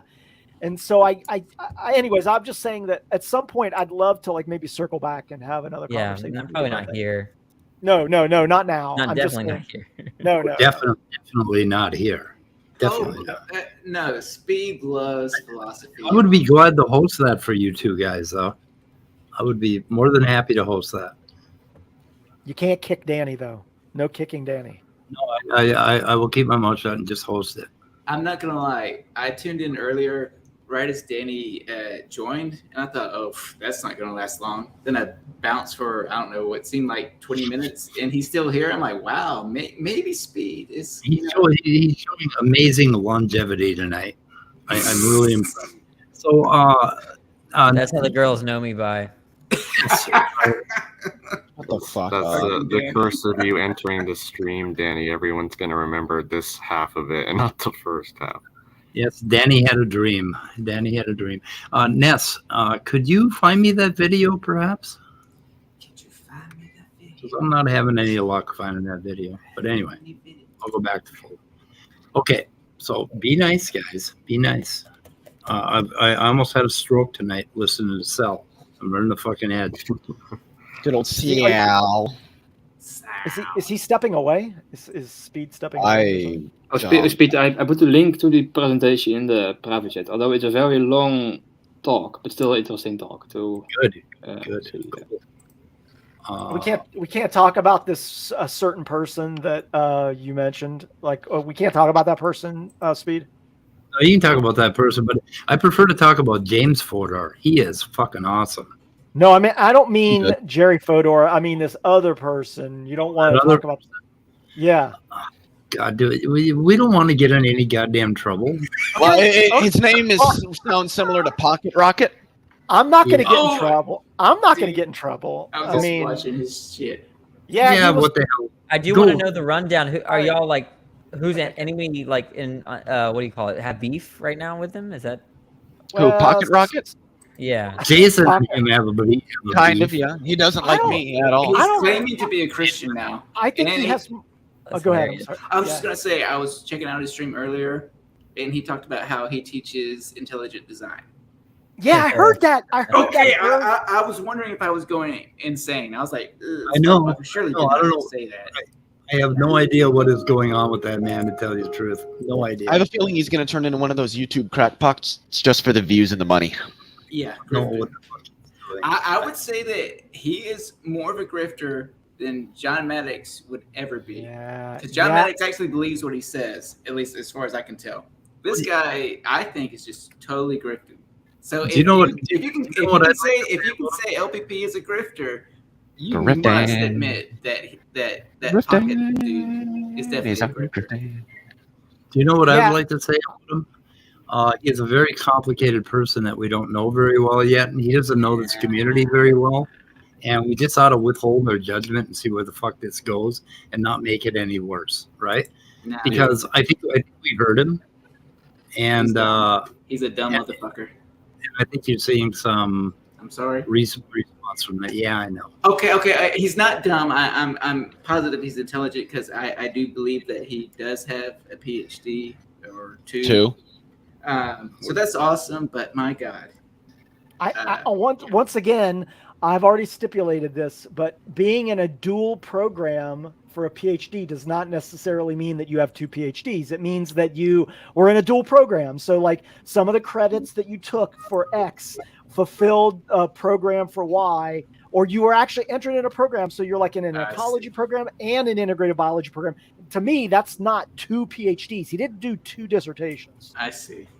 Well, I mean, but he can still get conferred. He could have still had 2 PhDs conferred, like actual degrees conferred on him, though. I don't think so. I don't think that that's possible. That's the way he that can happen. I've talked to people who've said it can happen. It's just, it might be a bit superfluous, but it's not like universities wouldn't do it. And the way that he makes it out, it seems to be that he has actually 2 PhDs, 2 doctoral degrees conferred on him. At least that's how he makes it out. Hey guys, I changed my mind. We shouldn't talk about this because I don't think we're going to make anything any better by dumping on the guy, right? Well, I don't think we're dumping on him right now. We're just talking about on Christians all the time. Well, he was dumping on me, man. So like, I feel no.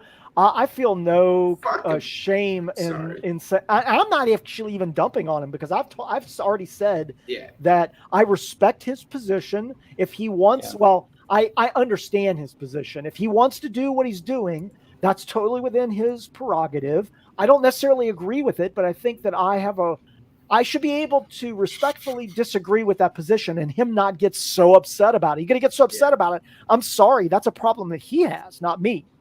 Right. So basically, I want to distance myself from that whole thing. Too late, Speed. Too late. So. Oh no, it ain't, girl. Watch this. Watch this shit. Don't get rid of it. All right. I'm just waiting for Speed to remove me. So.